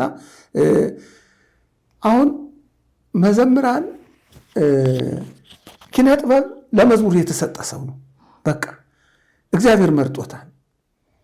ምንም ማንም ከሌ ድምፃዊ ነኝ ብዙ ሰው ጮሃል፣ ግን የሱን ያህል ልክ እስከ መጨረሻው የሚያዜም የለም። ሊጮህ ይችላል። አሁን ድምፅን የምንለካው የደረት አለ፣ የጉሮሮ አለ፣ የአናት አለ። የአናቱ ብዙም አይወደድም። ሊቃውንትም አባቶቻችን ሲነግሩን አፍ ሳይከፈት የቤተ ክርስቲያን ልጅ አፉን አይከፍትም ይላሉ። አፍ ሳይከፈት ዘመናዊ ሙዚቃ ደግሞ አፍን ክፈት ነው የሚባለው። አልከፈትከውም አፍህን ይላል። አባቶቻችን መጥተው በጥፊ ነው የሚልሽ። ለምን አፍህን ትከፍታለህ?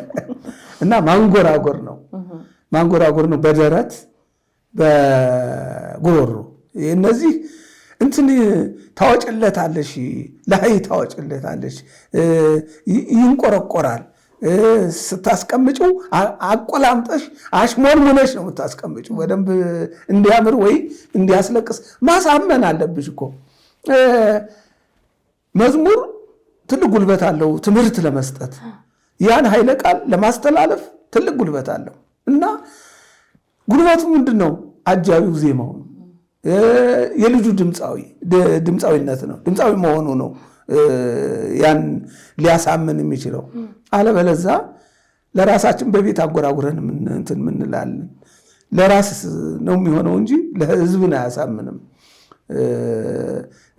አሳምኖ አስተምሮ ማለፍ አለበት። አንድ መዝሙር አስተምሮ ቢያንስ ከአንድ መዝሙር አንዲት እንትን ታገኛለሽ፣ አንዲት ትምህርት ታገኛለሽ። ለምንድነው ፈልገን ከመጽሐፍት ፈልገን ኃይለ ቃልወን ነው የምንጠቀመው ለመዝሙር የምናደርጋት። እና ያቺ ብዙ ታስተምራለች። በምን በድምፅ ቅመም በድምፃዊ ቅመም ታጅባ ስለምትቀርብ ተቀባይነት ይኖራታል ማለት ነው። እንደውም እሱን አስተብላነሳሉት ነበረ። ብዙ ጊዜ ጥበብ ሰዎች ሲጽፉ ወይም ድርሰትን ሲደርሱ የሆነች መንፈስ አለች ብለው ነው የሚያስቡት። ትዝ የምትል ወይ በማንኛውም ቦታ ሆነው ሰው ውስጥም ሆኖ የምትመጣ ነገር አለች እና እሷ ስትሆን እንደውም የስብሐት ገብረ እግዚአብሔር አስያሙ ብሎ ሰይሟታል ብለው ቲያትር ስንማር አስተምረውን ነበርና እሷ ስትመጣ በቃ ሁሉም ሰው ያውቃል። አስያሙ መጣች ካለ እስክሪፕቱም ወረቀትም ይሰጠው ነበር ተብለው ተነግሮናልና እርሶ እንደዛ አይነት ነገር አለቦት? ባሉት ቦታ ነው የሚገጥሙት? በጣም ብልጭ የሚልልኛል። ለግጥሙ ርዕስ ብልጭ ይልልኛል። በቃ የሆነ ከማየው ከእይታ ወይ ሰው ሲጣላ አሁን በነገራችን ላይ ቅድም የረሳሁት ሰው ለሰው ቢፋቀር ምን ነው የሚለው እኔ ነው። እና እንግዲህ ሰዎች እሱ እንኳ ከመስሪያ ቤት ነው እንደው አንዱን ሲመቀኝ አንዱን ሊያወርድ እኔ ልውጣ የሚሉ አንዳንድ ይፈጠራል አይደለ? ደግሞ ይሄ መዋቅር የሚባል ይመጣና በዛ ሰውን በቃ እስከ ቤቱ ድረስ እንቅልፍ የሚያሳጣ ነው። እና ያ አንዱን ጥሎ ለማለፍ ጥሎ ለማለፍ ብዙ አይቻለሁ በሕይወቴና ያ ነው ያንን ያመጣው ሰው ለሰው ቢፋቀር ምን ነው የሚለውን እና ብልጭ ይላል።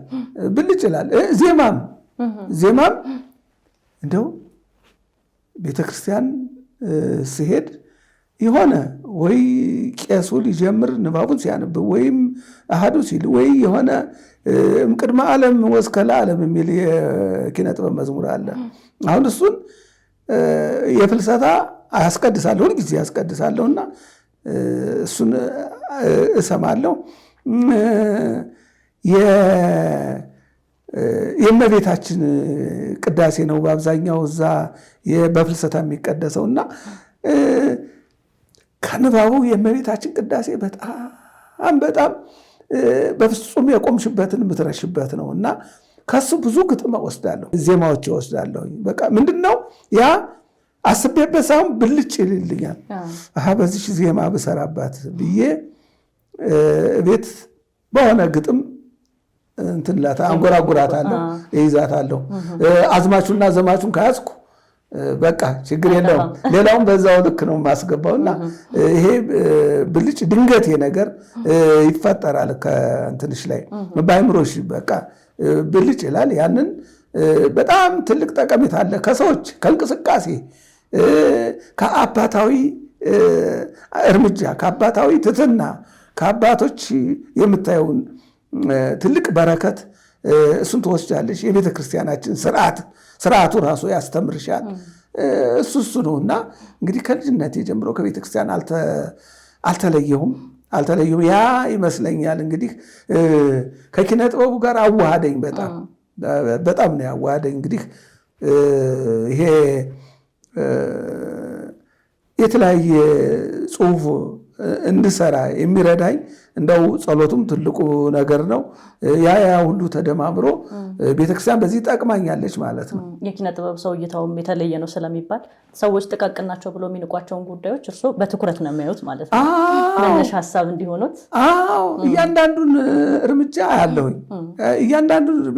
እያንዳንዱን የሄድኩባትን የገጠመኞች ሁሉ አያቸዋለሁ። እነዛ ሁሉ ለእኔ መነሻ ይሆንኛል። በጣም ብዙ መዝሙሮች እንደ መነሻ እየሆኑኝ ነው የሰራኋቸው። እኔ እንደው በጣም ከዚህ በፊት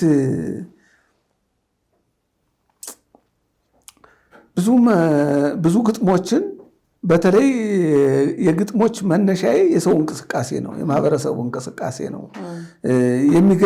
ገጠመኝ ነው። በገበያ በሱቅ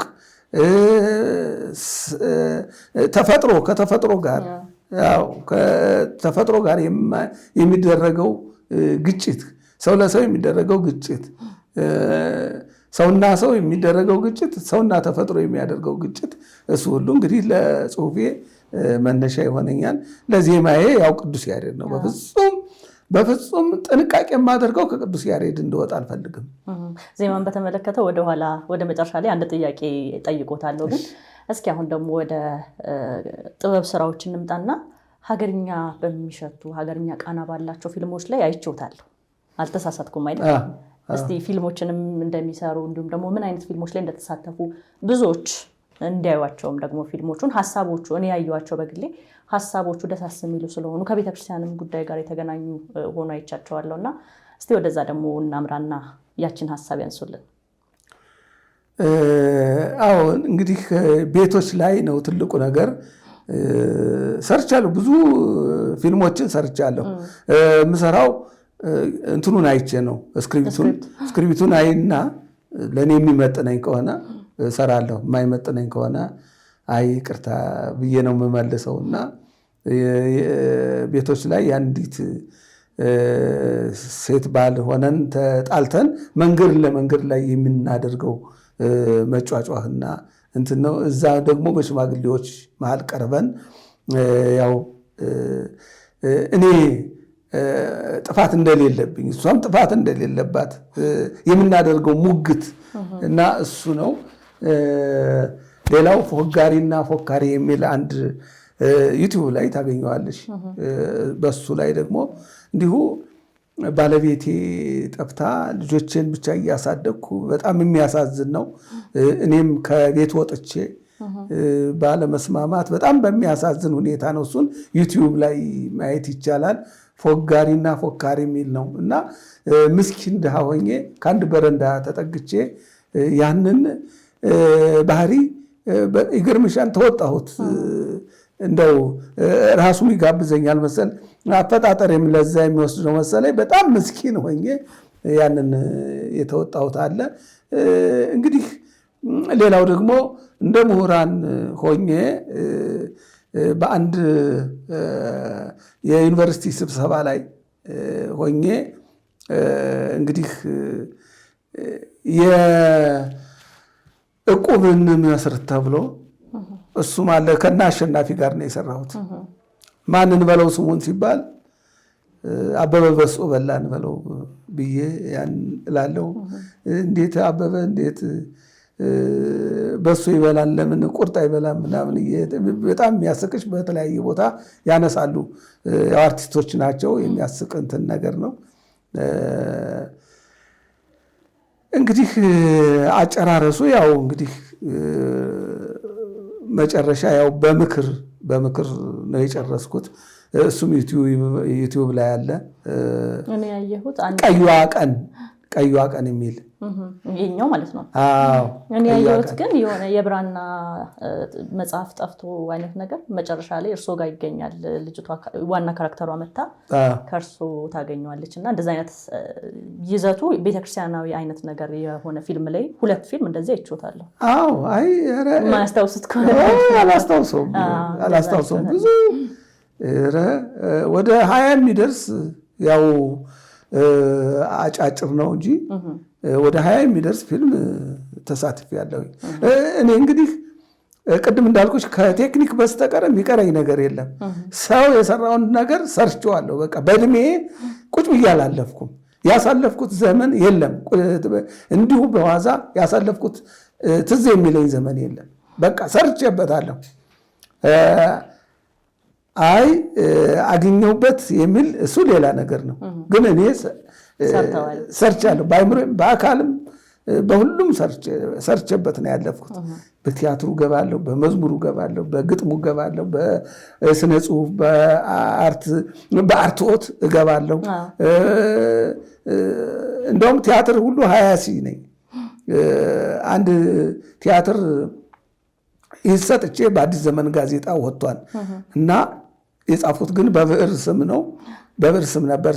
ሰው ለሰው የሚል ዮሐንስ ማን የሚባል ነው እሱን የደረሰው እና ራስ ቲያትር ነው የታየው። ያን አይቼ እና ቄሶችን ያንቀሸቅሻቸው ጀመር። እዛ ላይ የሻሽ ስጡኝ ምናምን እያሉ ባለቤቱን በቃ ናማ ብለው የሻሽ እያሉ ያን አውጥቶ ሲሰጥ እና ደግሞ ሰክረው እዛ ላይ የተለየ ሽታቸውን የሚያጠለሽ ነገር እና ያንን በአዲስ ዘመን ጋዜጣ ግጥም አድርጌ ጻፍኩ። በህዝቡ ዘንድ አመኔታና ከበሬታ ያላቸውን ካህናት እንደዚህ ከፍ ዝቅ የሚያደርግ ቲያትር መጀመሪያ ቲያትሩን ከመጀመሪያ እስከ መጨረሻ ተነተንኩትና የኔ መነሻ እዚህ ላይ ነው። እዚህ ላይ ነው ይሰመርልኝ እዚህ ላይ ብዬ ያንን እንትን አልኩ። ኋላ እንግዲህ እንትኑን እሰጣለሁ አይደል ለጋዜጣ ለአዲስ ዘመን ጋዜጣ ደንበኛ ነበርኩ። እየጻፍኩ እሰጣለሁ። በብዕር ስም ነው።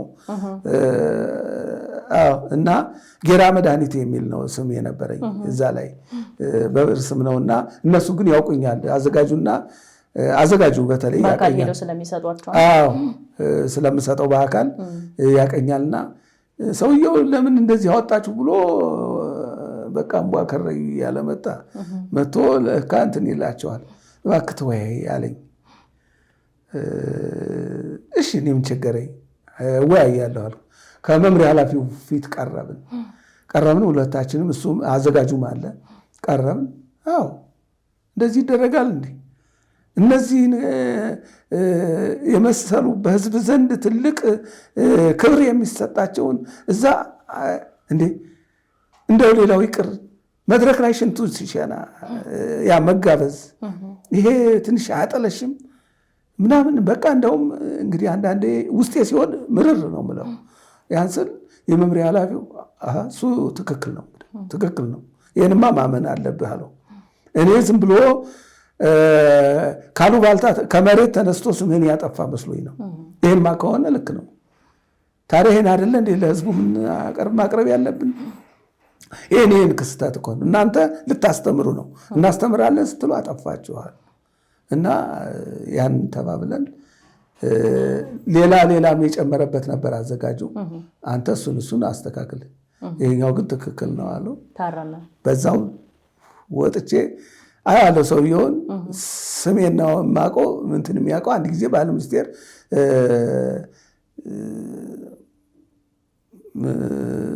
በዛ በብዕር ስሜ ነበር የጠራኝ። በብዕር ስሜ የሚያውቁት በዛ ነው እና አለኝ። አይ አይደለሁም አልኩት።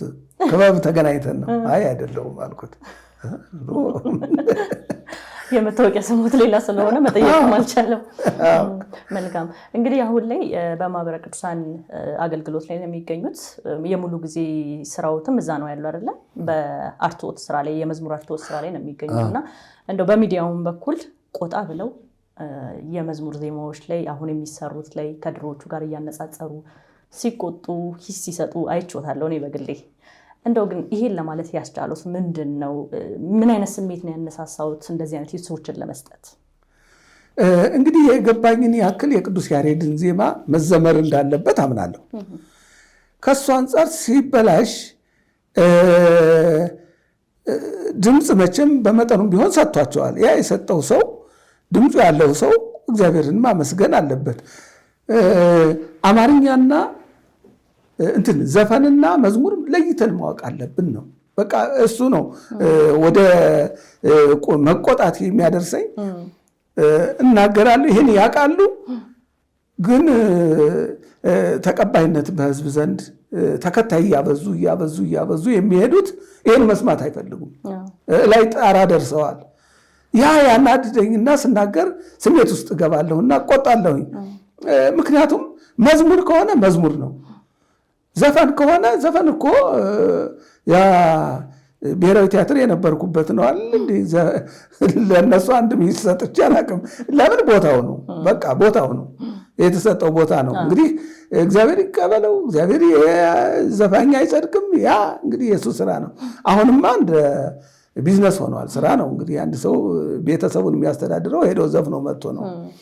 እንለይ ነው።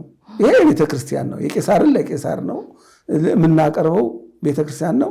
የዘፈን ዜማ ወደኋላ እየተመለሱ ያን የዘፈን ዜማ በመዝሙር አድርገው ቅዱስ ቅዱስ ይሉበታል፣ ዘፈኑንም ዜማውን ማለት ነው። እና እኔ አሁን ለራሴ ሳነሳው ዘፈን ነው ስለው ይከብደኛል። ግን መማር ስላለበት መነገር አለበት። ዘፈን ተብሎ መነገር አለበት፣ ጭፈራ ተብሎ መነገር አለበት።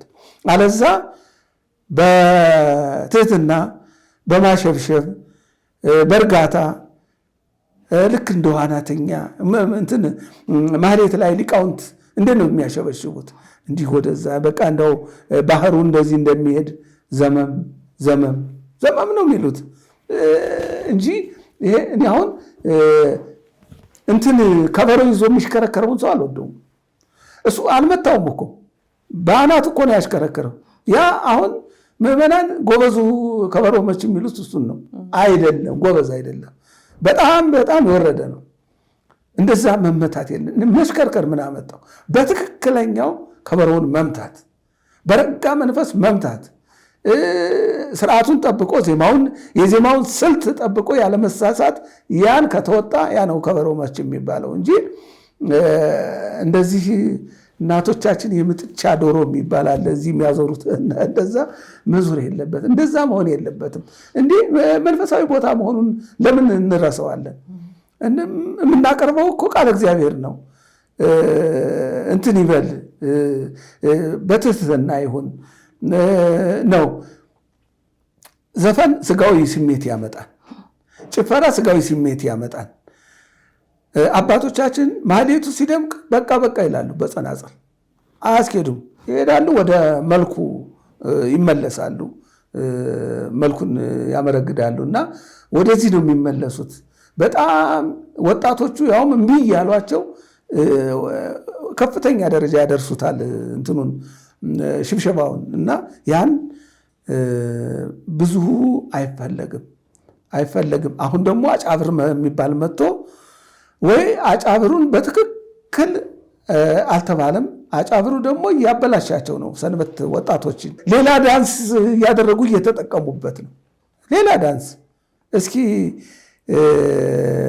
አንዳንድ ቦታ አለ፣ እኔ ቦታውን አልጠቅሰውም ስሙንም አላነሳውም፣ ግን እዛ በጣም ነግሷል ይሄ የአጫብር ሊቃውንቱ። ግን የአጫብር ባለሙያዎች ይሄ ትክክል አይደለም፣ እኛ እንደዚህ አይደለም ያስተማር ነው፣ እንደዚህ አይደለም ያስተላለፍ ነው እያሉ እየተቃወሙ ነው ያሉት።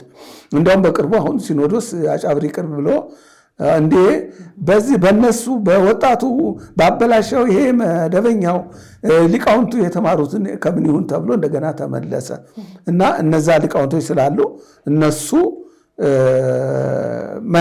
እነሱን መከተል የነሱ ስልት እንዳይጠፋ መቆየት አለበት። ግን ወጣቱ ግን ይሄ ያጫብርን ዜማ ተከተልን ብሎ ያጫብር ሽብሸባ ይሄ እንደ ዳንስ ከሱ ቁጥር ነው። በእውነት ደፈርክ አትበይኝና በጣም ነው እንደ ዳንስ ነው የሆነው።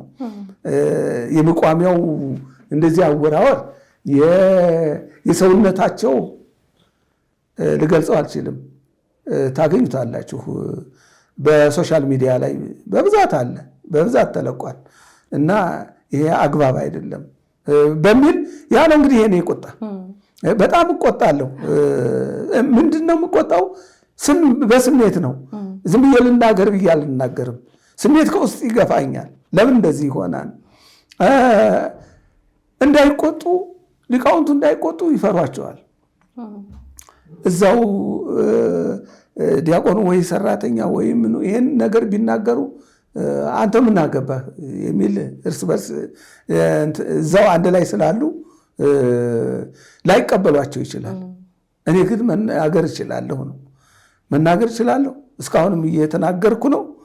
የሚቀበል ጥሩ ይጠቀምበታል። የማይቀበል እንግዲህ ምን አደርገዋለሁ? የራሱን መንገድ ይዞ ነው የሄደው ማለት ነው። እንግዲህ ቅዱስ ያሬድን እንከተል ካልን እንደው እኔ ለቅዱስ ያሬድ ካለኝ እይታ የበለጠ ወጣቱ ማየት ይችላል። ከፈለገ ያገኛል። በጣም ከተከታተለ ካዳመጠ ቤተክርስቲያን ከተመላለሰ ሊያገኘው ይችላል። እና በዚህ መልኩ ይሰራ እያልኩ ነው የምቆጣው። አሁንም እየተበላሸ ካየሁኝ ወደኋላ አለ። እኔ እንደውም ቅድም አዚም እንዳትይኝ አሉኝ። እኔ ያዩት ፕሮግራም ላይ ግን እያዜሙ ሲቆጡ ነበር። እንደውም ሲቆጡ ስሜታዊ ሲሆኑ ያዜማሉ ማለት ነው። መልካም።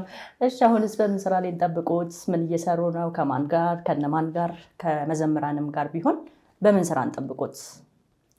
አሁን አንዲት መጽሐፍ እያዘጋጀው ነው። ይሄን ስለ መዝሙር እንዴት ከአማርኛ ወደ ከአማርኛው መዝሙር ወደ ግዕዝ እንዴት እንደሚሄድ ወደ ግዕዙ ደግሞ ለዜማው የሚሆነው ግጥም እንዴት ነው መዘጋጀት የሚችለው? ግጥም የዜማ ግጥም የሚሆነው ምን አይነቱ ነው? መዝሙር የሚሆነው ምን አይነት ግጥም ነው? ባለ አራት አንጓ አለ።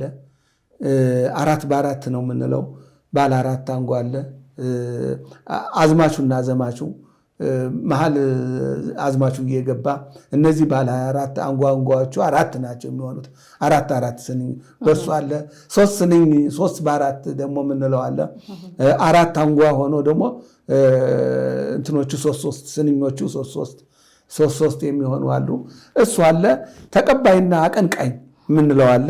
ተቀባይና አቀንቃኝ እያለ የሚቀበል አለ። ይሄኛው ሲያወጣ ያኛው ተቀባይ አለ። እሱ አለ። የኳየር አለ። እንደገና ደግሞ ህብረ ዝማሬ ያምራል። እኔ በእውነት አንድ ሰው ከሚዘምር ይልቅ ህብረ ዝማሬ ያምራል።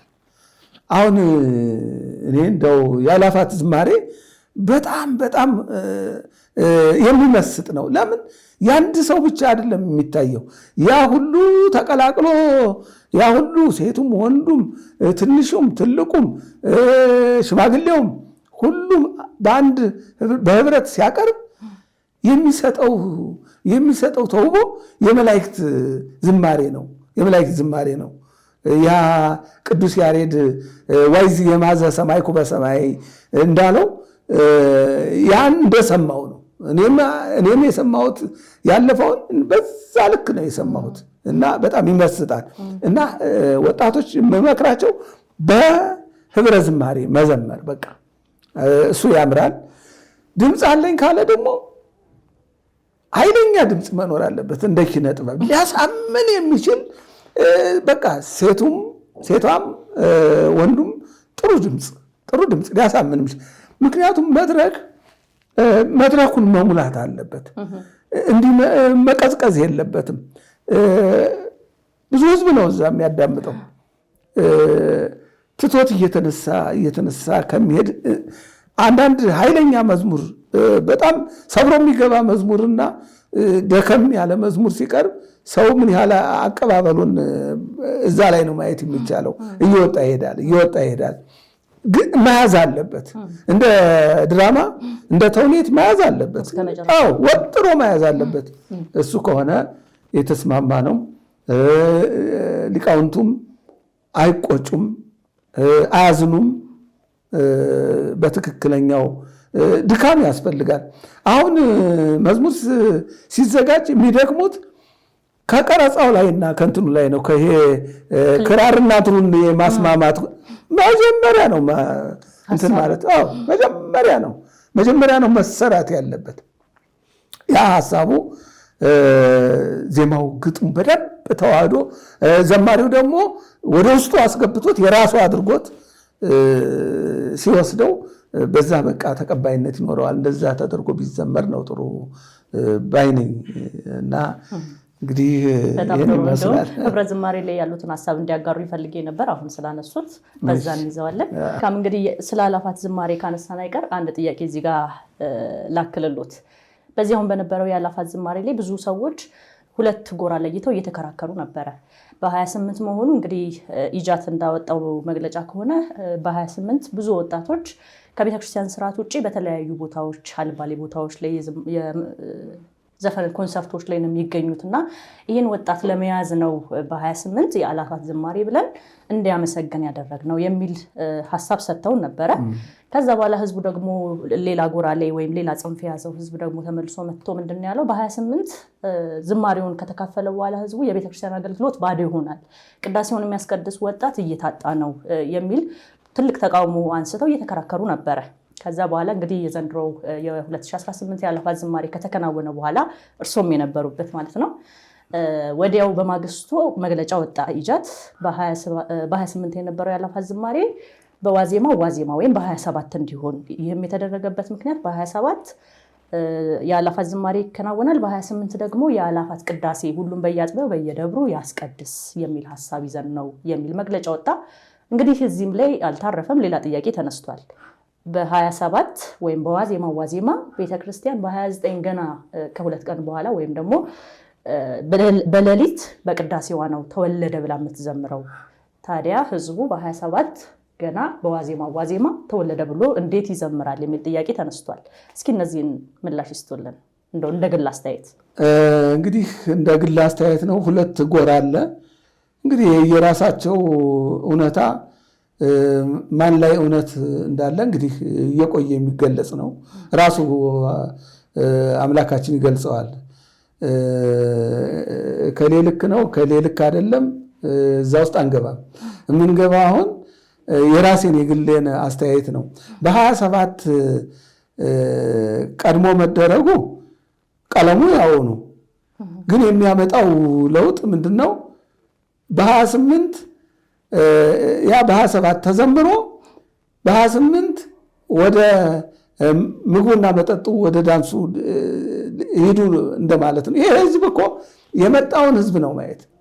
ካህናት እኮ አይደሉም። የቤተ ክርስቲያን እኮ አገልጋዮች ከዘማሪዎቹ በስተቀር በዛ በመስቀል አደባባይ የሞላው ህዝብ እኮ ውስጡም ብናይ ህይወቱ ምንድን ነው? ነጠላ ስለለበሰ ሁሉም አንድ አይነት ሰው አይደለም። ህይወቱ ምንድን ነው? ያን ሰብስቦ አምጥቶ እንደ አንድ ቃል ተናጋሪ እንደ አንድ ልብ መካሪ ሆኖ እግዚአብሔርን እንዲያመሰግን ማድረግ እኔ ጥሩ ጎን ነው የምለው።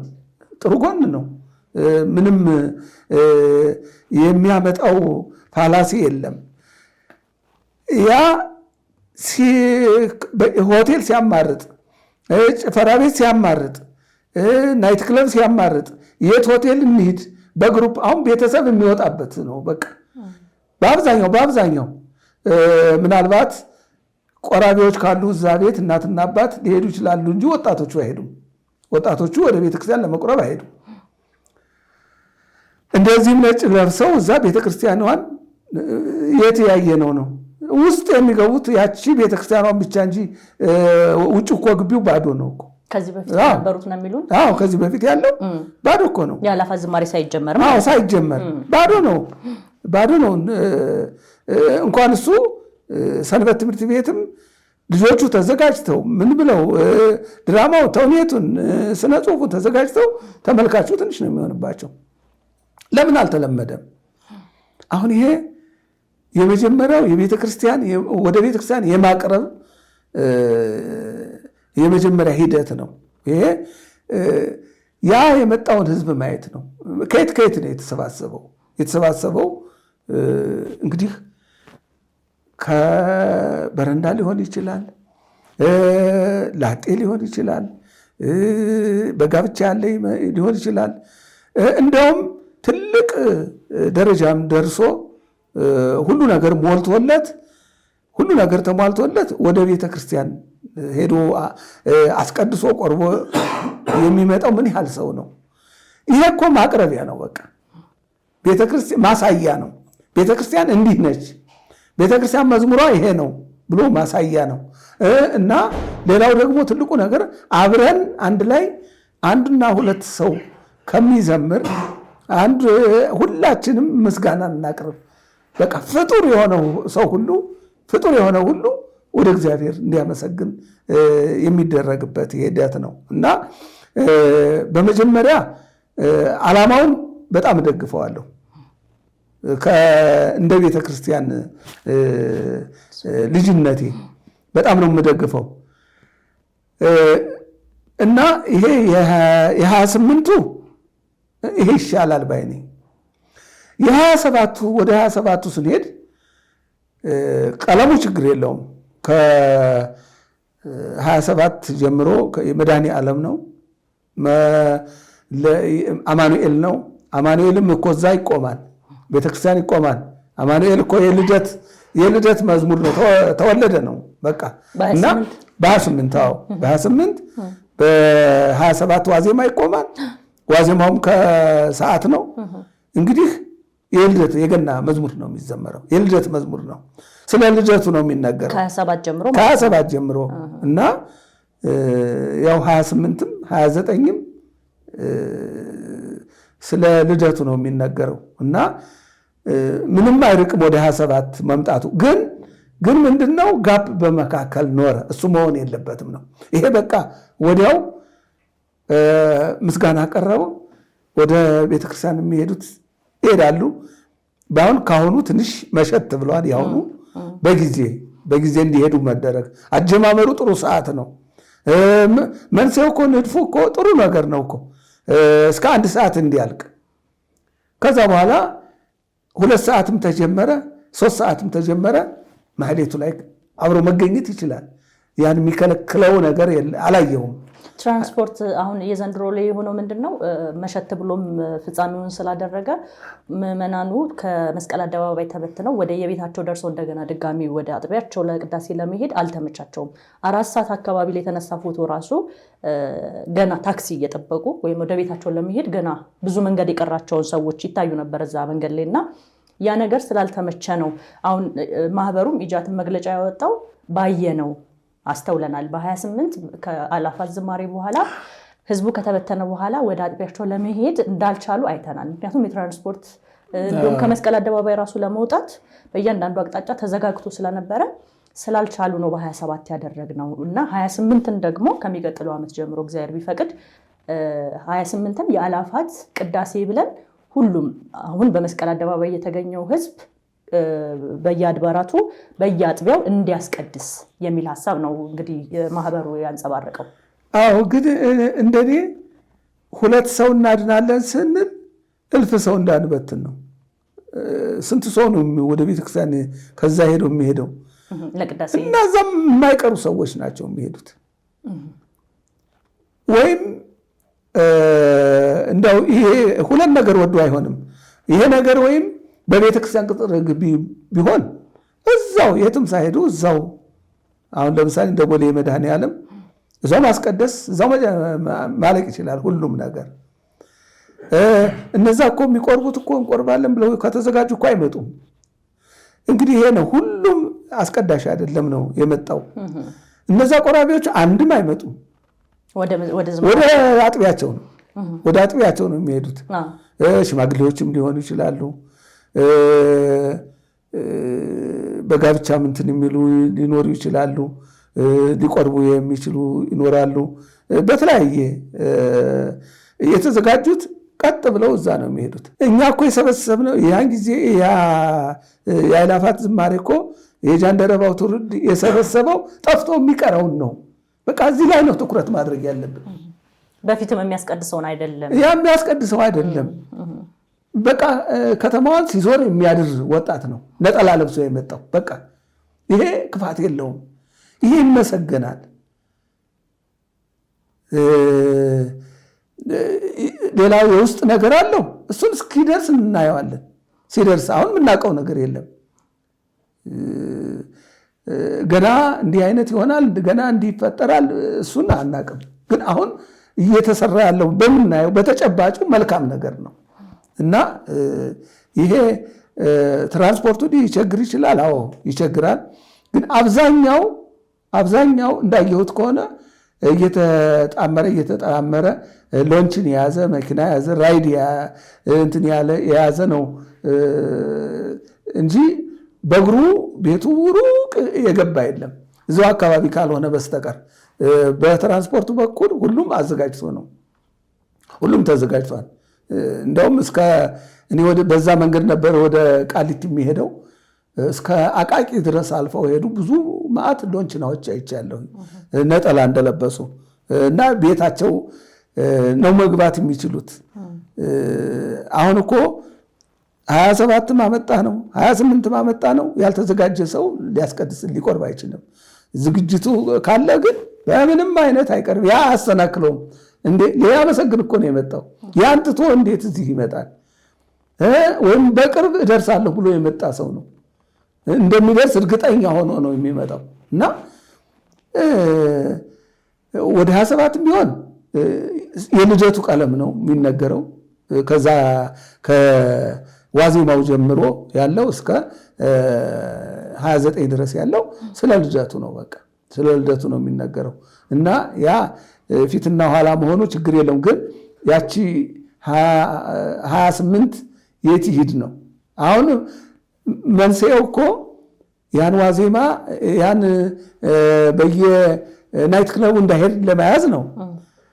ተመልሰን እኮ እዛው ገባን ማለት ነው። እንደኔ ሐሳብ ነው እንግዲህ ማህበሩ ያ ኢጃት ሐሳቡን እንግዲህ ተወያይተውበት ወደዚህ እንዳመጡት እንትን ነው። ግን እኔ ያቺ ክፍተት ትኖራለች ነው። ዓላማውን ረሳ ነው ዓላማውን ልንረሳው እንችላለን እና እኔ በዚሁ ይቀጥል ነው የምለው። የሚመጣው ህዝብ ሊድን የመጣ ነው። የተበተነ የጠፋ ህዝብ እኮ ነው የተሰበሰበው። አንዳንዱን አይደለም የምናየው፣ የጠፋ ህዝብ ነው ያለው። በዓለማዊው በአርቲስቱ ያለው ህዝብ ነው እዛ የምናየው። የአርቲስት እኮ ደግሞ ይህን ካላየ ቀስ እያለ ካልመጣ ያን መተው አይችልም። ይህ በዚህ በመዝሙሩ እየተሳበ እየተማረ ነው መምጣት የሚችለው እና ይሄኛው እኔ የአሁኑ ዓመት ከእይታ ካለው ነገር ጥሩ ነው ባይነኝ። ከዚህ ባይነቃነቅ ነው የኔ ሐሳብ። መልካም እንግዲህ እኔ ያስኩትን ጥያቄዎች ጨርሻለሁ። እርስዎ ግን እንደ ማጠቃለያ ማስተላለፍ የሚፈልጉት መልእክት ወይም ደግሞ እስካሁን በመጡባቸው የህይወት ጉዞዎች ውስጥ ማመስገን የሚፈልጓቸው አካላት ካሉ እድል ስጦትና እንዝጋው። አይ እኔ እንግዲህ በቃ ማመስገንም የምችለው ያው እውቅና የሰጡኝን ሰዎች እንግዲህ ከተረሳውበት ከማልታወቅበት ስም አጠራሬ ከጠፋበት አንስተው እዚህ ላደረሱኝ የኢጃት አባላት በጣም አመሰግናለሁ። ከፍ ያለ ክብር ነው ያለኝ ለነሱ። መቼም አንድ ሰው ሲያከብርህ አንተ እጥፍህን መመለስ አለብህ። እጥፍ ክብር። ይሄ ግዑዙ ነገር፣ ይሄ የሚበላሸው ነገር፣ ይሄ የሚጠፋው ነገር ስጦታ አይደለም። ትልቁ የህሊና ስጦታው ነው። የህሊና ሽልማቱ ነው። እሱ ነው ከኔ ጋር የሚቀረው። ሌላው ቀሪ ነው። ሌላው ያው የአንድ ሰሞን ነው እና ያ በህሊና የሚቀር ትልቅ ትዝታ ጥለውብኛል። በጣም ነው ደስ ያለኝ። እንግዲህ እግዚአብሔር ስራቸውን ያቃናላቸው፣ በየዓመቱ በጥሩ ሁኔታ ያስፈጽምላቸው አምላካችን። ይሄ ነው እንግዲህ ከዚህ በላይ እኔ የምለው ብዙም የለም። መልካም። እሺ እንግዲህ እኛም እንግዳ ሆኑን ስንሉ እሺ ብለው ፈቃደኛ ሆነው ስቱዲዮአችን ድረስ ስለመጡ በጣም ነው የምናመሰግነው። እንግዲህ በእርሶ ቋንቋ እንደ ልጅ ብሮት አይንጠፍ ብዬ ልመርቆት። አሜን አሜን። እግዚአብሔር ይስጥልን፣ እግዚአብሔር ይስጥልን። ተባረኩ። አሜን። እግዚአብሔር ያክብርልን። አሜን አሜን። ክቡራን ተመልካቾቻችን እንግዲህ ቆይታችን እንዴት ነበረ የምለው እናንተን ነው። እኔ በመግቢያ ላይ ሁለገብ ከያኒ ብዬ ነግሬያችሁ ነበረ። እንግዲህ ከቆይታችን እንደተማራችሁት እኚህ ታላቅ ሰው ሁለገብ ከያኒ የሚለው ማዕረግ ይገባቸዋል ብላችሁ እንደምትሰጧቸው ተስፋ አደርጋለሁ። እንግዲህ አብራችሁን ስለቆያችሁ በጣም ነው የማመሰግነው። ከዚህም በኋላ በሚኖሩ መርሃ ግብሮች እንዲህ ያሉ እንግዶችን፣ ያልተነገሩ ታሪኮችን ይዘንላችሁ እንመጣለን። እናንተም እስከዛው ሰብስክራይብ ያላደረጋችሁ ሰብስክራይብ እያደረጋችሁ ለወዳጃችሁ እንዲደርስ፣ እንዲህ አይነት ታሪኮችን የሚፈልጉ ሰዎች ደግሞ እንዲያዩ ሼር እያደረጋችሁ ኮሜንትም እየሰጣችሁ ላይክ እያደረጋችሁ አብራችሁን እንደሆናችሁ አብሮነታችሁን ግለጹልን። መልካም ጊዜ፣ መልካም ቆይታ። በሌላ መርሃ ግብር እንገናኛለን። ቸርን ሰንብት።